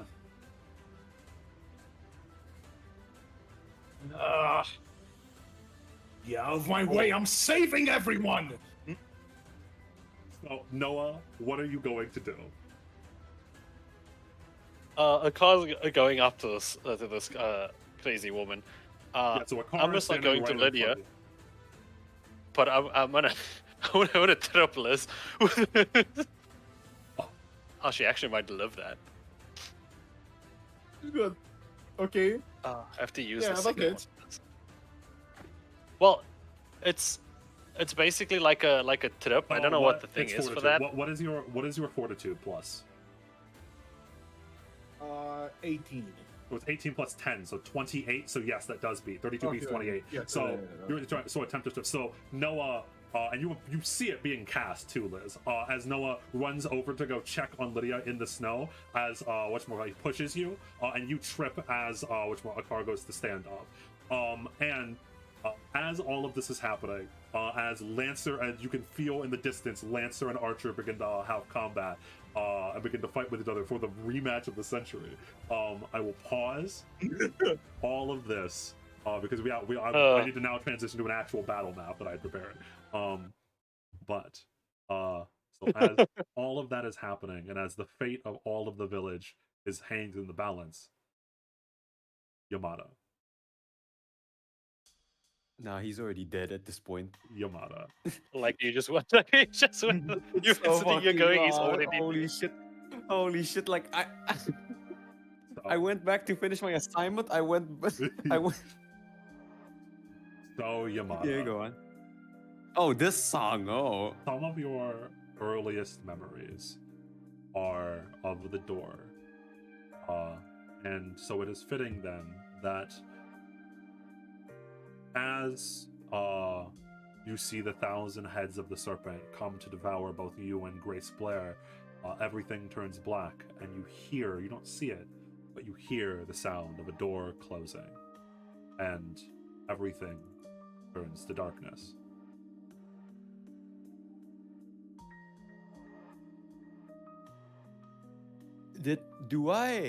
What was the last thing I see? I'm pretty sure the last thing I saw was like the curse, right? Yes, you saw the serpent, which was combining with the other shard, and they all lunge at you and Grace, and then everything goes black. I guess you. Okay, how dark is it? Like, can I still see myself, or like, is it like actually dark? No, like if you open your eyes, or you feel like you open your eyes, you see nothing around you. You can't even see yourself. I guess he's just gonna like try using his hand, try to like probe something, like looking around, but like using his hand.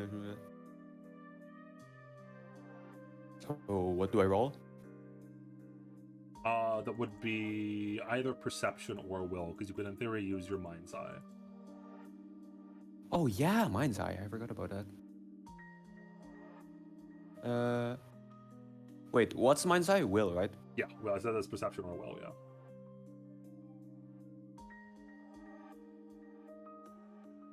And so as you use even mind's eye, there is truly nothing. You are in a world of nothing. You are drowning in pitch black. And once the initial shock of this wears off, eventually you find that it is, while scary, peaceful here. In this world of pitch black, there is no war, no hunger, no pain, no manipulation, no servants, no backstabbing, no more being lied to or used as a pawn. just nothing.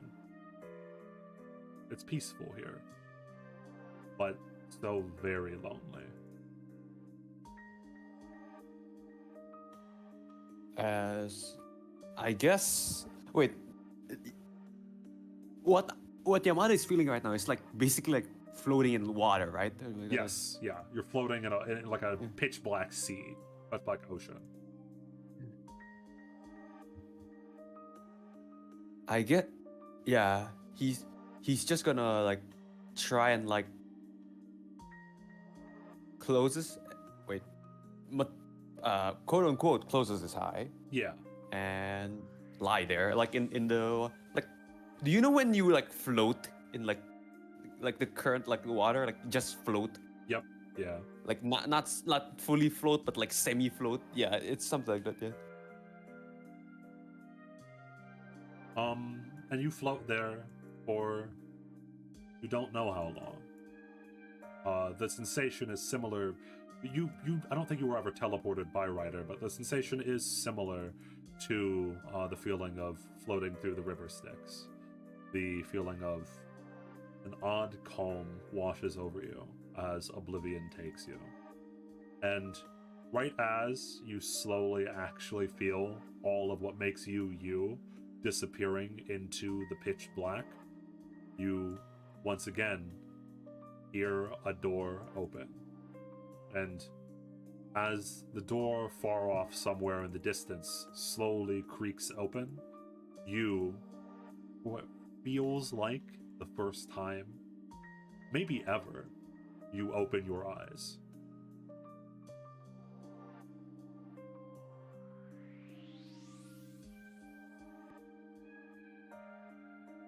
As you do,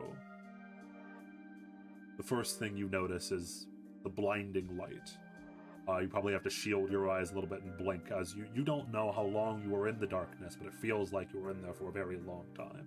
And then the cold hits you. You probably have to shiver a little bit as you look around yourself, and you find yourself floating far above Musuzeme. You recognize it. This is the place where you've spent your entire life, or you feel like you've spent your entire life at the least. You spent so long here.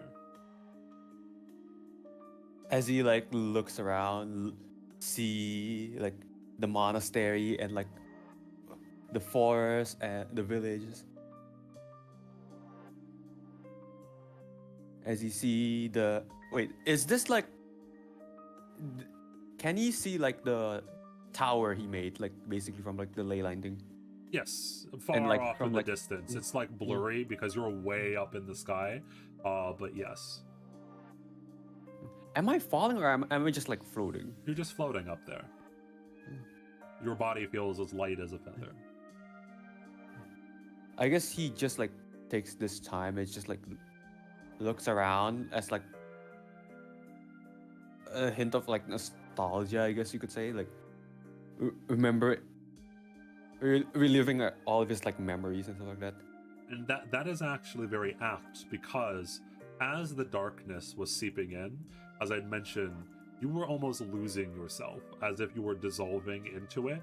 And then as you look around towards the tower you had made next to the ley line, as you look towards the monastery, as you can vaguely in the far off distance see the small little specks and dots that make up the people, potentially one or two lights still in the village and or the bonfires down next to the carriages, your memories come flooding back to you. All of your memories as Yamada. Your memories with MC, learning time how to rap. Your memories with Ling. Your memories training with your magic. Your very mixed memories with Daigo. As he like just smiles at like just remembering it.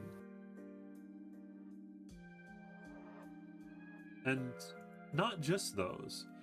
You also feel they are much more blurry and in the back of your subconscious, but memories that feel like they don't belong to you and yet feel at home inside of your mind.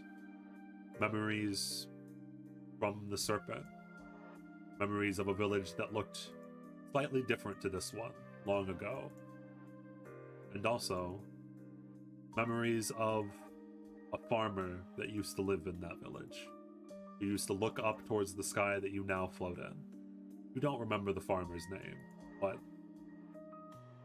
same sense of awe and nostalgia fills you back then as it does now. This is your home. This is Musuzeme. And as you float there, you hear a great big sound from behind you. Who are you?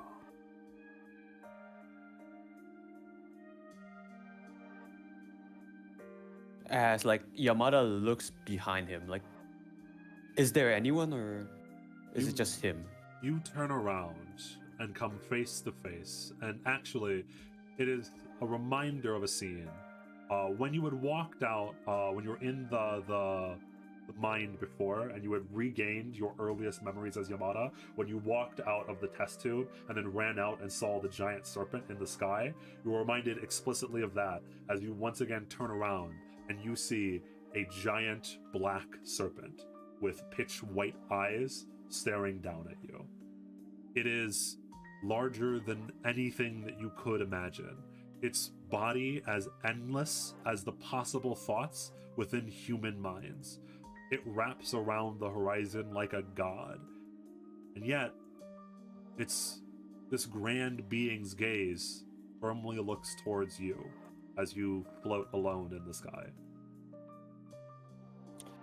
As he like realizes like it's just like the curse, he just like smiles and just look back at the tiny dots, the campfire, the monastery, and just like, so this is it, Rocco. So this is what it feels like to be close to dying, huh? Perhaps. Death?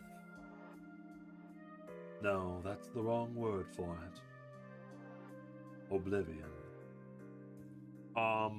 And you hear the voice of the grand voice of the serpent that shook through the sky itself, slowly transforms as the serpent is still there, but now, again, behind you, you have to turn around again. A man sits in the air right next to you, behind you. He wears your clothes, the same, and kind of looks like you vaguely, the same way that Rocco used to inside of your mind. However, he has no face. His face is just a blank white slate.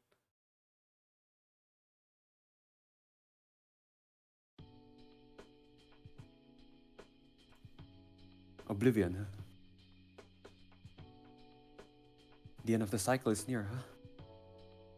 As like Yamada just like looks at him with a smile, like realizing that his end is near. Potentially, yes. The Blair family seems very determined to cut our time short with one another.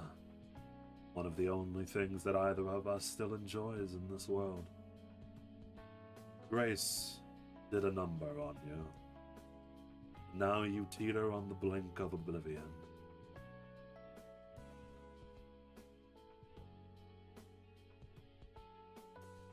As yeah, how close is Rocco here? Like the humanoid version. He's like right now. He's like only like 10 feet away. He's like sitting down in thin air.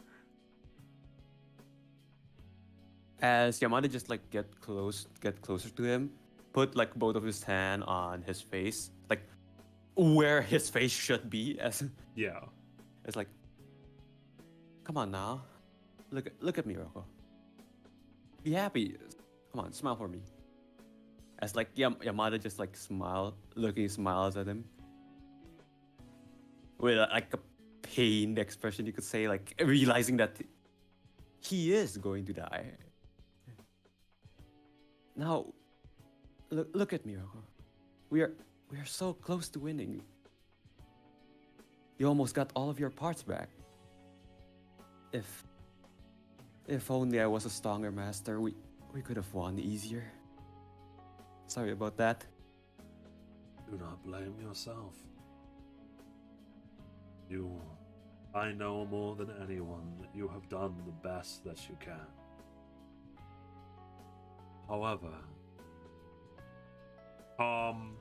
Rocco looks back towards his other version, the giant serpent that still hangs in the air above both of you.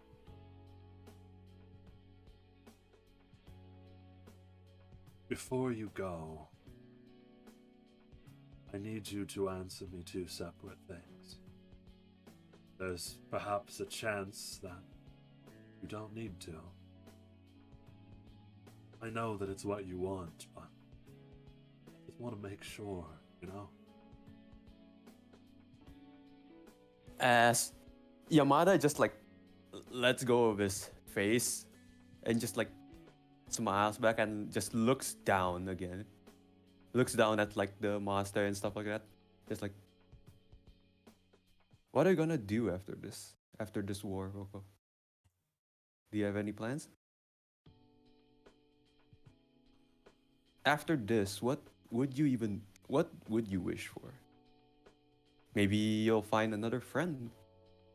Another friend that will be with you far longer than I did. Maybe. You say you've been a terrible master. And yes, over the time that I've known you, I haven't been able to answer a single one of your questions. Truth be told, it's because I don't know any of the answers myself. He looks up towards the serpent, and you are reminded of the question that the serpent asked when you first got to this realm. Who are you? And the faceless man looks up at you. I mean, are you the son of Daigo? Are you the curse? Are you human?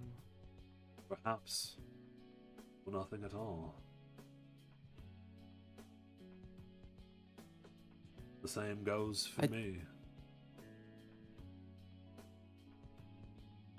Am I Rocco's basilisk? Am I Ouroboros? Am I your despair made manifest? Am I he who brings the final dark of humanity and is fated to do nothing more than bring destruction to this world? Or am I just another one of Hephaestus's mistakes? No, you're not his mistake. You were made from me. If I didn't exist, then you wouldn't have suffered. So, I mean, cause of causality, I guess you could say. Then, if I don't exist, you wouldn't exist. You wouldn't have to suffer. I don't really know what I am at this point. The son of Daigo, the vessel for the curse, a battery, a soul from the previous village. That's why I said I was nothing. Because, truth be told, I don't know.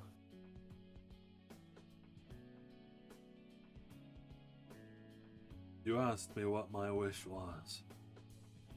Truly, more than anything in this world, I wished for us to find these answers together. But that wish is no longer possible. As like Yamada just like looks at him like with a smile, with a pain smile, like, you know that it's impossible. For us to truly win, you know one of us needs to go. Yes, and right now, with the current state that Blair left you in, we are blending together. My memories fading into yours and yours into mine. And only one of us is going to make it to the other side of this long night. I want you to make the choice.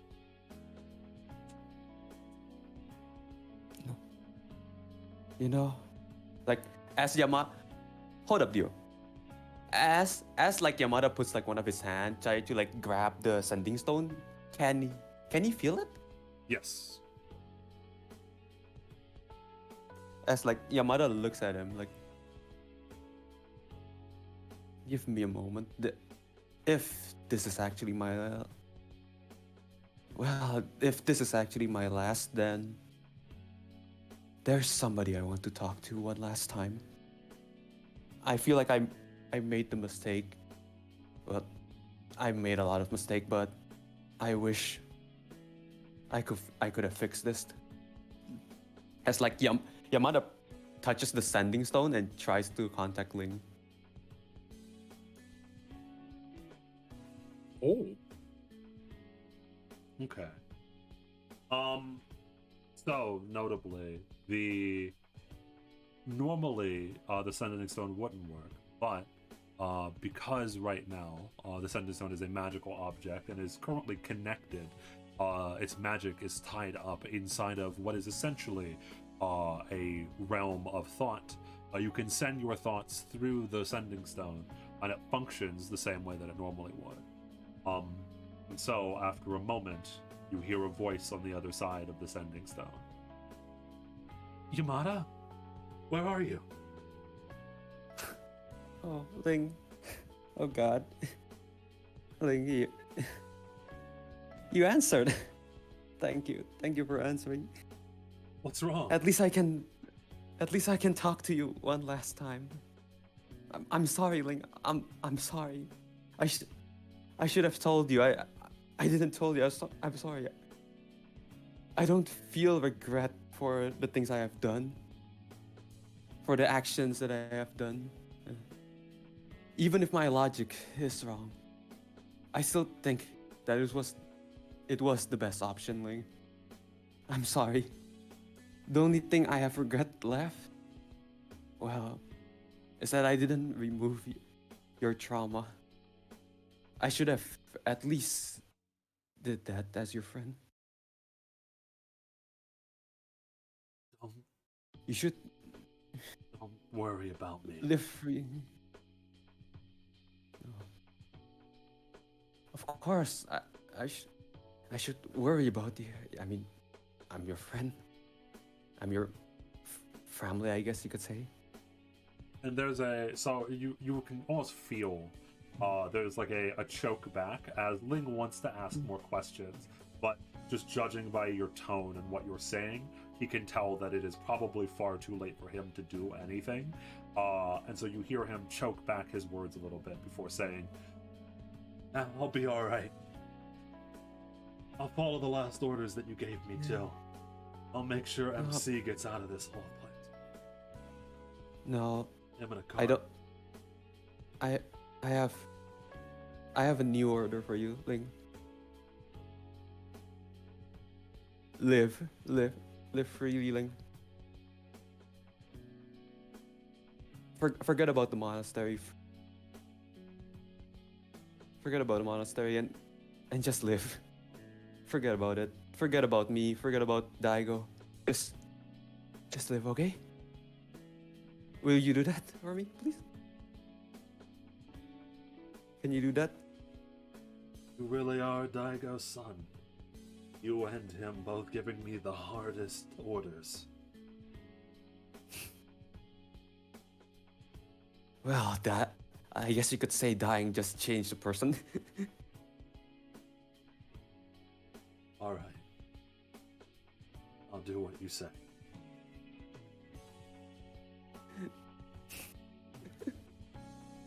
Thank you, Ling. As like Yamada like lets go of the sending stone, as like he starts to cry.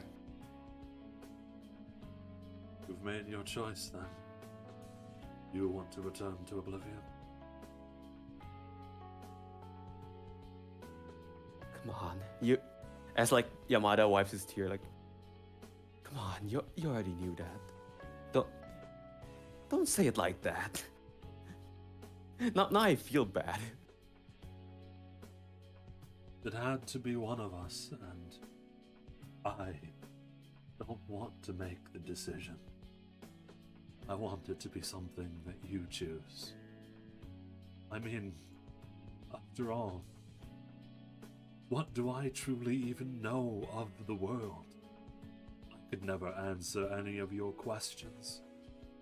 I have all this power, and yet I've only ever gotten to experience a sliver of what this world has to offer before I was told I was too dangerous to exist. How could I possibly make sense of it all?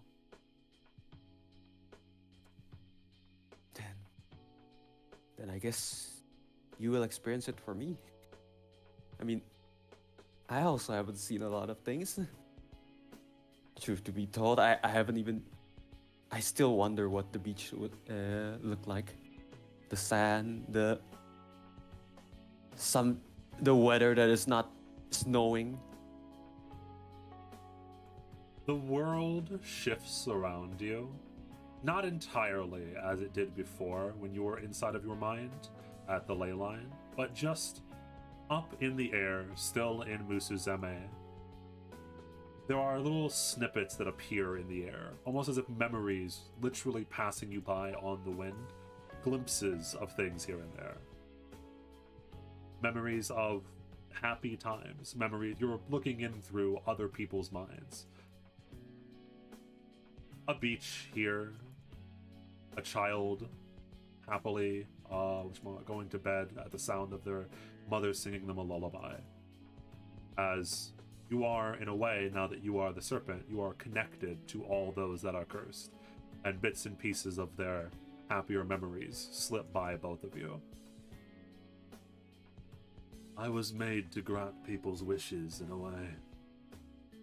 If that is what you wish for, I will grant it. But before you go to a place where you can never return from, can I ask you one final question? Go on. I mean, I'm not leaving soon. We can still stay here if you want. He nods. For a little longer. And he has no eyes to cry from, but you can feel a deep sorrow within the curse that has infected this land for God knows how long. Give me one moment.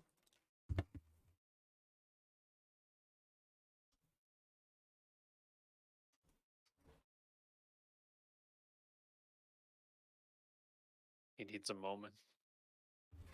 I also need a moment. Ooh. All right, tell me whenever you're ready to... Oh. Okay. I'm ready. So...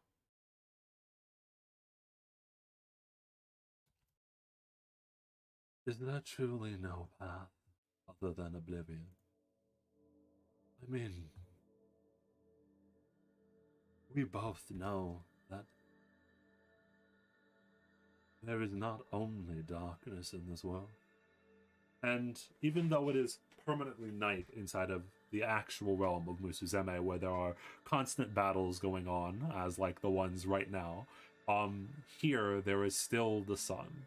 As you float here, far above it all, in a realm made only of your dreams.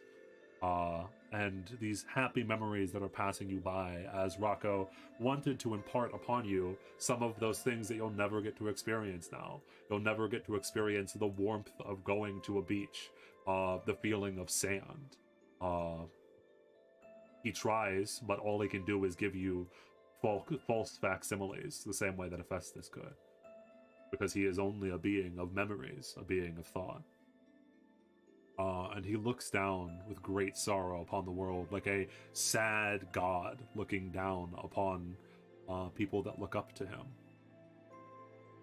How can I make sense of all the beauty in this world?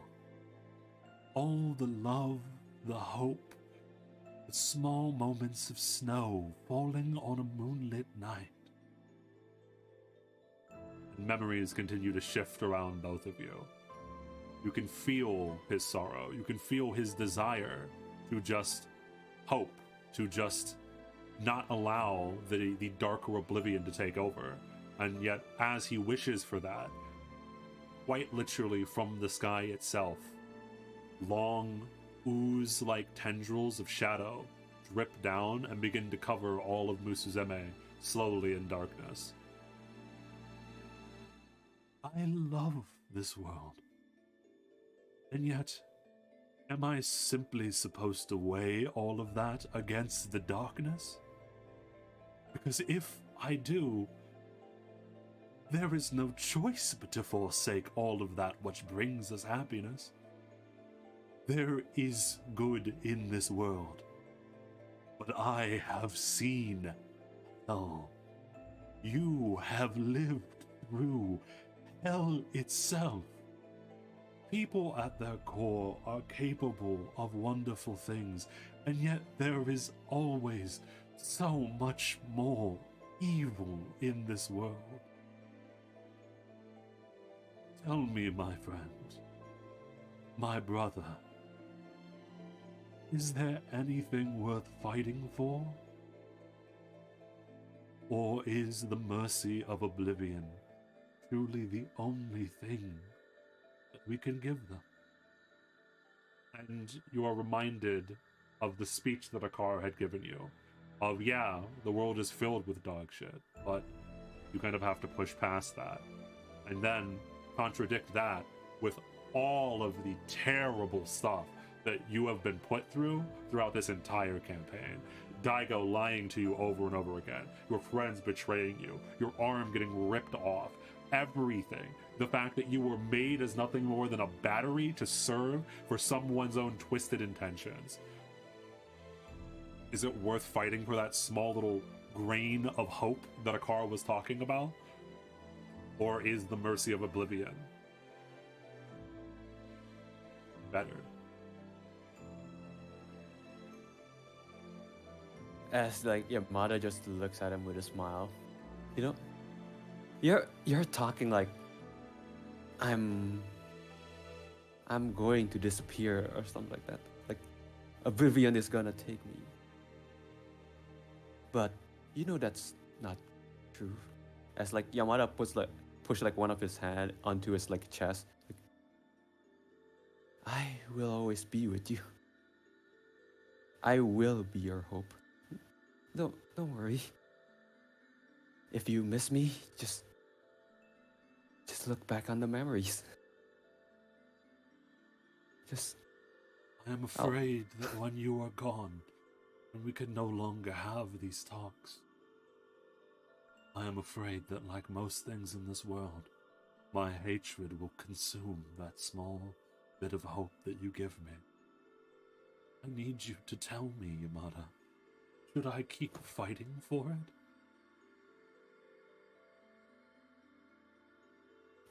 I won't be gone, you idiot. I won't be gone. I will I will always be here with you. Right here. Always. Don't be sad. Don't be sad for me, Roko. Look at me. Like as Yamada just like puts like to his hand, just like forcing him to look at him. Yeah, he looks up at you. As like Yamada also tries to pull like the big snake as well. The giant snake, as large as the horizon, slowly lowers his head over towards you. Look at me. Don't be sad. Look, I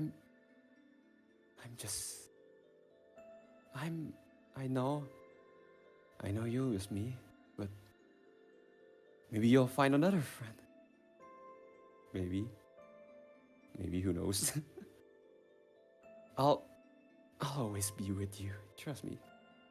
So, come on. Live, my friend. See the world that I couldn't see. Come on, try all of the things that I couldn't have tried. And when you're done, you can come back here and tell me all about it.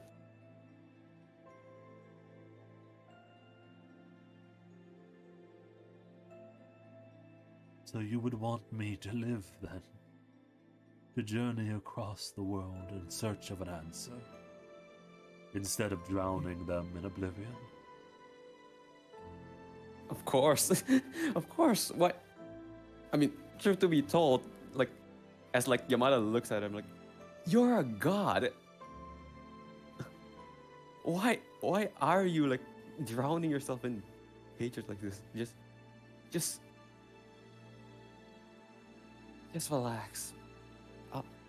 Everything will be all right. I'll always be with you. Don't worry. I will be fighting my very nature. It is in my design to hate. But I too want to know what the beach feels like. Want to know there are better foods than apples in this world. And so for you, I will try to fight.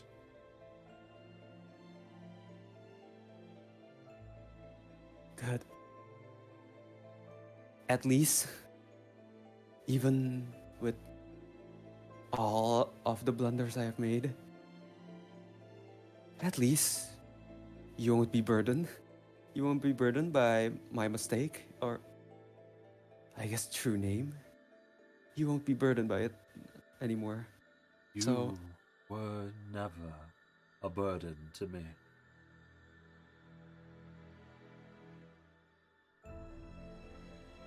Thank you.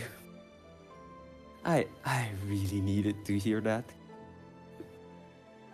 And so you hang there in the sky as that black mud seeps in, slowly devouring this beautiful visage, slowly devouring all of the memories that make you you.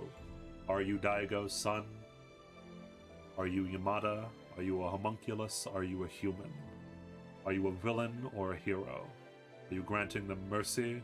Or are you just a very sad and lonely person who was betrayed by everyone? That's... You know, Continue.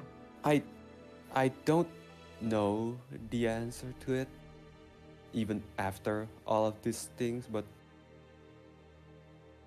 I guess I am Yamada. Like, son of Daigo, tried to do everything, but ended up failing as well. So You know, before this world disappears, and it becomes very difficult to find you, may I ask you for one last favor? go on. What is it? I was made nothing more than a tool to serve the purposes of others, same as you. I am not Rocco's basilisk. I am my own person. Could you give me a name?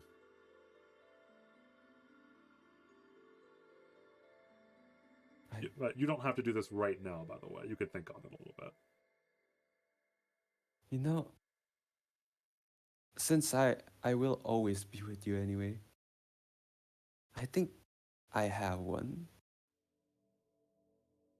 Which I'm gonna say later because I don't have an idea. Sure, yes. And as you utter the name of your closest friend, the person, your imaginary friend in a way, as the black mud envelops all that you were and ever could be, and you Wait, vanish. hold up. I'm actually like gonna die now because I have like one last thing to do. Like Oh, if you can like keep it up. Yeah. sure. Like What as is he that- says that. Yeah, as what he is that says one last thing? Sure. As he says that and just like puts like his hand like where the command seal would be, just like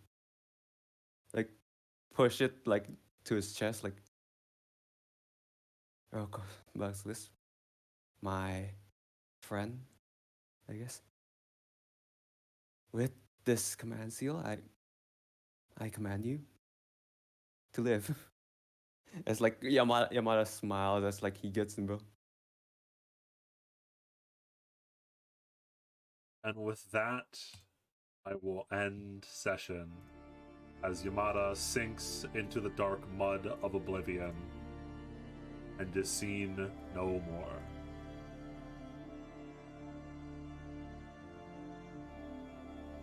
Oh boy. Damn. And with that, Rocco will never be lonely again. A bow to Para. Oh man. Holy shit. Oh man, yes. I tried acting. I tried my hardest. Yeah, and like that. Because like it basically encapsulates like him and the curse basically. Like he wants to remind the curse like he's always gonna have Are we that in back? mind. But Stream is running again, yes. Oh, it seems we are back. Wow, that was crazy. The stream died as Yamada did, yeah. Did it just die no, again? no. Does it die again? He I don't listen. didn't die. He didn't die. True, you were technically not dead, but yeah, sorry about my OBS completely crashed and broke. But and it looks like it's also giving me problems too. I think my OBS is. We need to actually update this thing. Anyway. Hando. Oh, but yes, what a session. Everyone has gotten better at RPing, I assume, after all of these years, especially the players that hadn't played in a while. But from session 1, Yamada doing his best to RP Kaidra all the way until today. Oh, yes. Session You 1 can character AI for that. Or session 1 Yamada, lol. Session 1 Kaidra, yeah. Kaidra, yeah. Oh man, but yes, you were technically not dead. You were just chilling in the Shadow Realm. You were chilling inside of Oblivion. No. He's not dead. He's always with the curse. Yep. He is correct. going to be in always the be the kind of curse. defense episode. Oh yeah, definitely. He's not dead. He's somehow something even worse. Oh, maybe he's going to meet Hephaestus. Hephaestus is there, by the way, inside of the Shadow Realm as well. Oh no. Look, if there's one last thing I could say, just like as Yamada, like at the end of the day, the curse is never alone now. The curse will never be alone. Wait, if the curse dies now and they're in the Shadow Realm, would that mean that the Shadow Realm would cease to exist and there is a chance they would just be spat back out? No. No, because like they're already dead. Okay. Yeah. Like the only reason like they are still alive is because like the curse like remembers it or something like that. Correct. right? Yes. Yeah. That is a very apt Okay. way of putting it. What the Shadow Realm is that you could basically imagine as like almost like the astral plane, and it's just that the serpent has a connection to that plane, so it can like sometimes peer in and then drag things out or put back in, right? But the Shadow Realm does not exist. It's a thing that exists kind of separate from the serpent. The serpent, you can think of it again as just like being able to pass through the realms of reality. The serpent is So, Victor I from thought it was Arcade like the Season serpent's 2. back pocket. Victor. Victor. Oh man, no. By the way, yeah. Spoilers for Arcade Season 2, but yeah, the serpent is very. The serpent. I forgot. The serpent. I forgot is something. The serpent is very similar to Victor in a lot of ways, right? Like the. Fuck. What's the line? Like I see the patterns in the equation now. That's basically Raka's basilisk, right? Yo, It's very similar. Yo, fuck, I forgot something. I forgot to say something. So basically, when Yamada was supposed to use the command seal, he was gonna say, like, Rocco, remember me or something like that. I forgot. Fuck. It's okay. It's all right. Well, listen, he'll remember you. You can say that your voice on the He wind. said that, you said that in a lot of different ways. Oh, wait, for real? Okay, fine then. Okay. I mean, the moment because, was like, great. Like, yeah. even... You guys want to see the notepad? It's like, how many words long is this? 129 characters. Just for Yamada, it was an entire 2 pages for this session of like narration and whatnot that I'd written down. Damn. All right. So yeah, I guess thank you all for having me here. Yeah. And about the Warframe thing, I already have Zaku Prime, so I don't know what to do anymore. God damn it. Oh. So I guess on the bright side, I can sleep on Sunday now. Yes, and it is very unfortunate though that what this does mean, unfortunately, is that fucking, oh god, we're gonna need to do stuff on the fly because Ubel learning Convoke True Name, as Rocco's Basilisk true name becomes altered due to Yamada. So I am 2 steps ahead. so, I am 2 steps ahead. Wait, how would giving it a name alter the true name though? because it's The not the true same. name is like It's not yeah, the because, same like, being. given name. It's not the same being. Yeah. A new being is being birthed into existence. Because So- they're merging. Yamata flavors. gave birth? No, no. Oh, so guys, basically, it Yamada, looks like we need. It looks like we need the wish after all. Yamada basically like, because like Oh, hey, look, at the end of the day, no, at the end of the day, basically like, if you have the power of the curse, you can basically, if you think about it, you can be it, basically, right? That's the power of it, like basically. If you think about it, and you'll try to do it, basically, like he considered himself as like a part of the curse, and then he combines himself, basically making it a new soul. Yeah, it's an That's what entirely, that was my logic back then. Yep, and that logic holds true. It's an entirely different being. Adding two together, it makes a different being entirely. That's the problem though, is that there's no going back from this. In theory, you will still always, in a way, be with the serpent, but truthfully, you're not even in the shadow realm. You are inside of the serpent. You become one with the serpent as he devours you. He did. Yes, yeah. So everything that Yamada ever was is now a part of Rocco's Basilisk.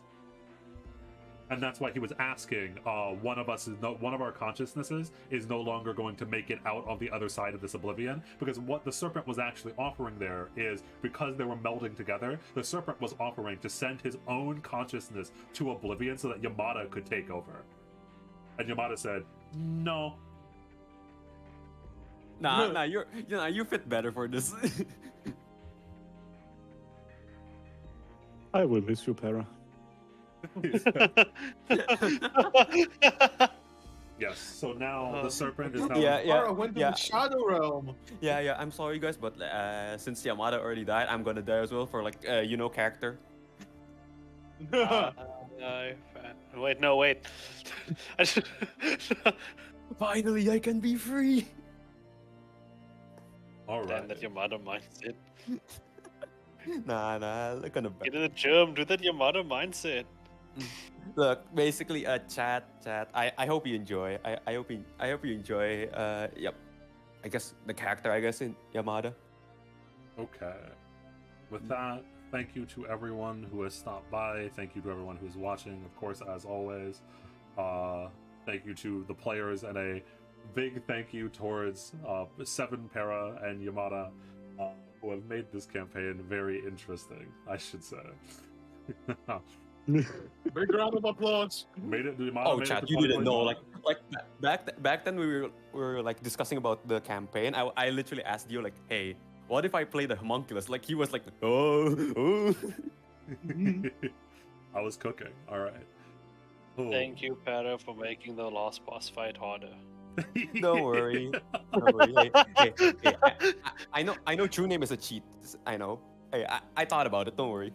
Yeah, that was basically a balance Oh. patch because the true name stuff was too easy. You know, we Between had to- between the true name change and Noah now wanting to use his last miracle to get the people out, we're kind of fucked. We're out of fucking Use options. the medical. Hey, look on the bright side. Look on the bright side. You should have thanked me all for teaching the rock, for like teaching the curse that like, hey, killing is not the only thing you can experience in the world. You can go out there, eat food and stuff like that. Wait, you sure you don't want to use the miracle, but supplanting her mana with your own will use it up. That's what Yeah, he said. so yeah, well, not will. It will slowly drain it. So it just depends on whether or not it's enough without killing Noah, and or whether or not Noah can separate himself in time when that comes, if it comes to it, right? No, So there's like a way unless that you could, unless you're joshing Lancer there, and you will just cut her connection and leave it there. In which case, just do in it which twice. case, based. Oh right, it's still In which well. case- All right, well, as with always, That's gonna be fun. we will potentially see you next week. Obviously, Para, you could obviously come and join if you want, though. But Oh, uh, I'm definitely. yeah. But we will see you all hopefully next week. Thank you all for stopping by. As always, we love to bet. We love to bet. I don't. Goodbye. Bye.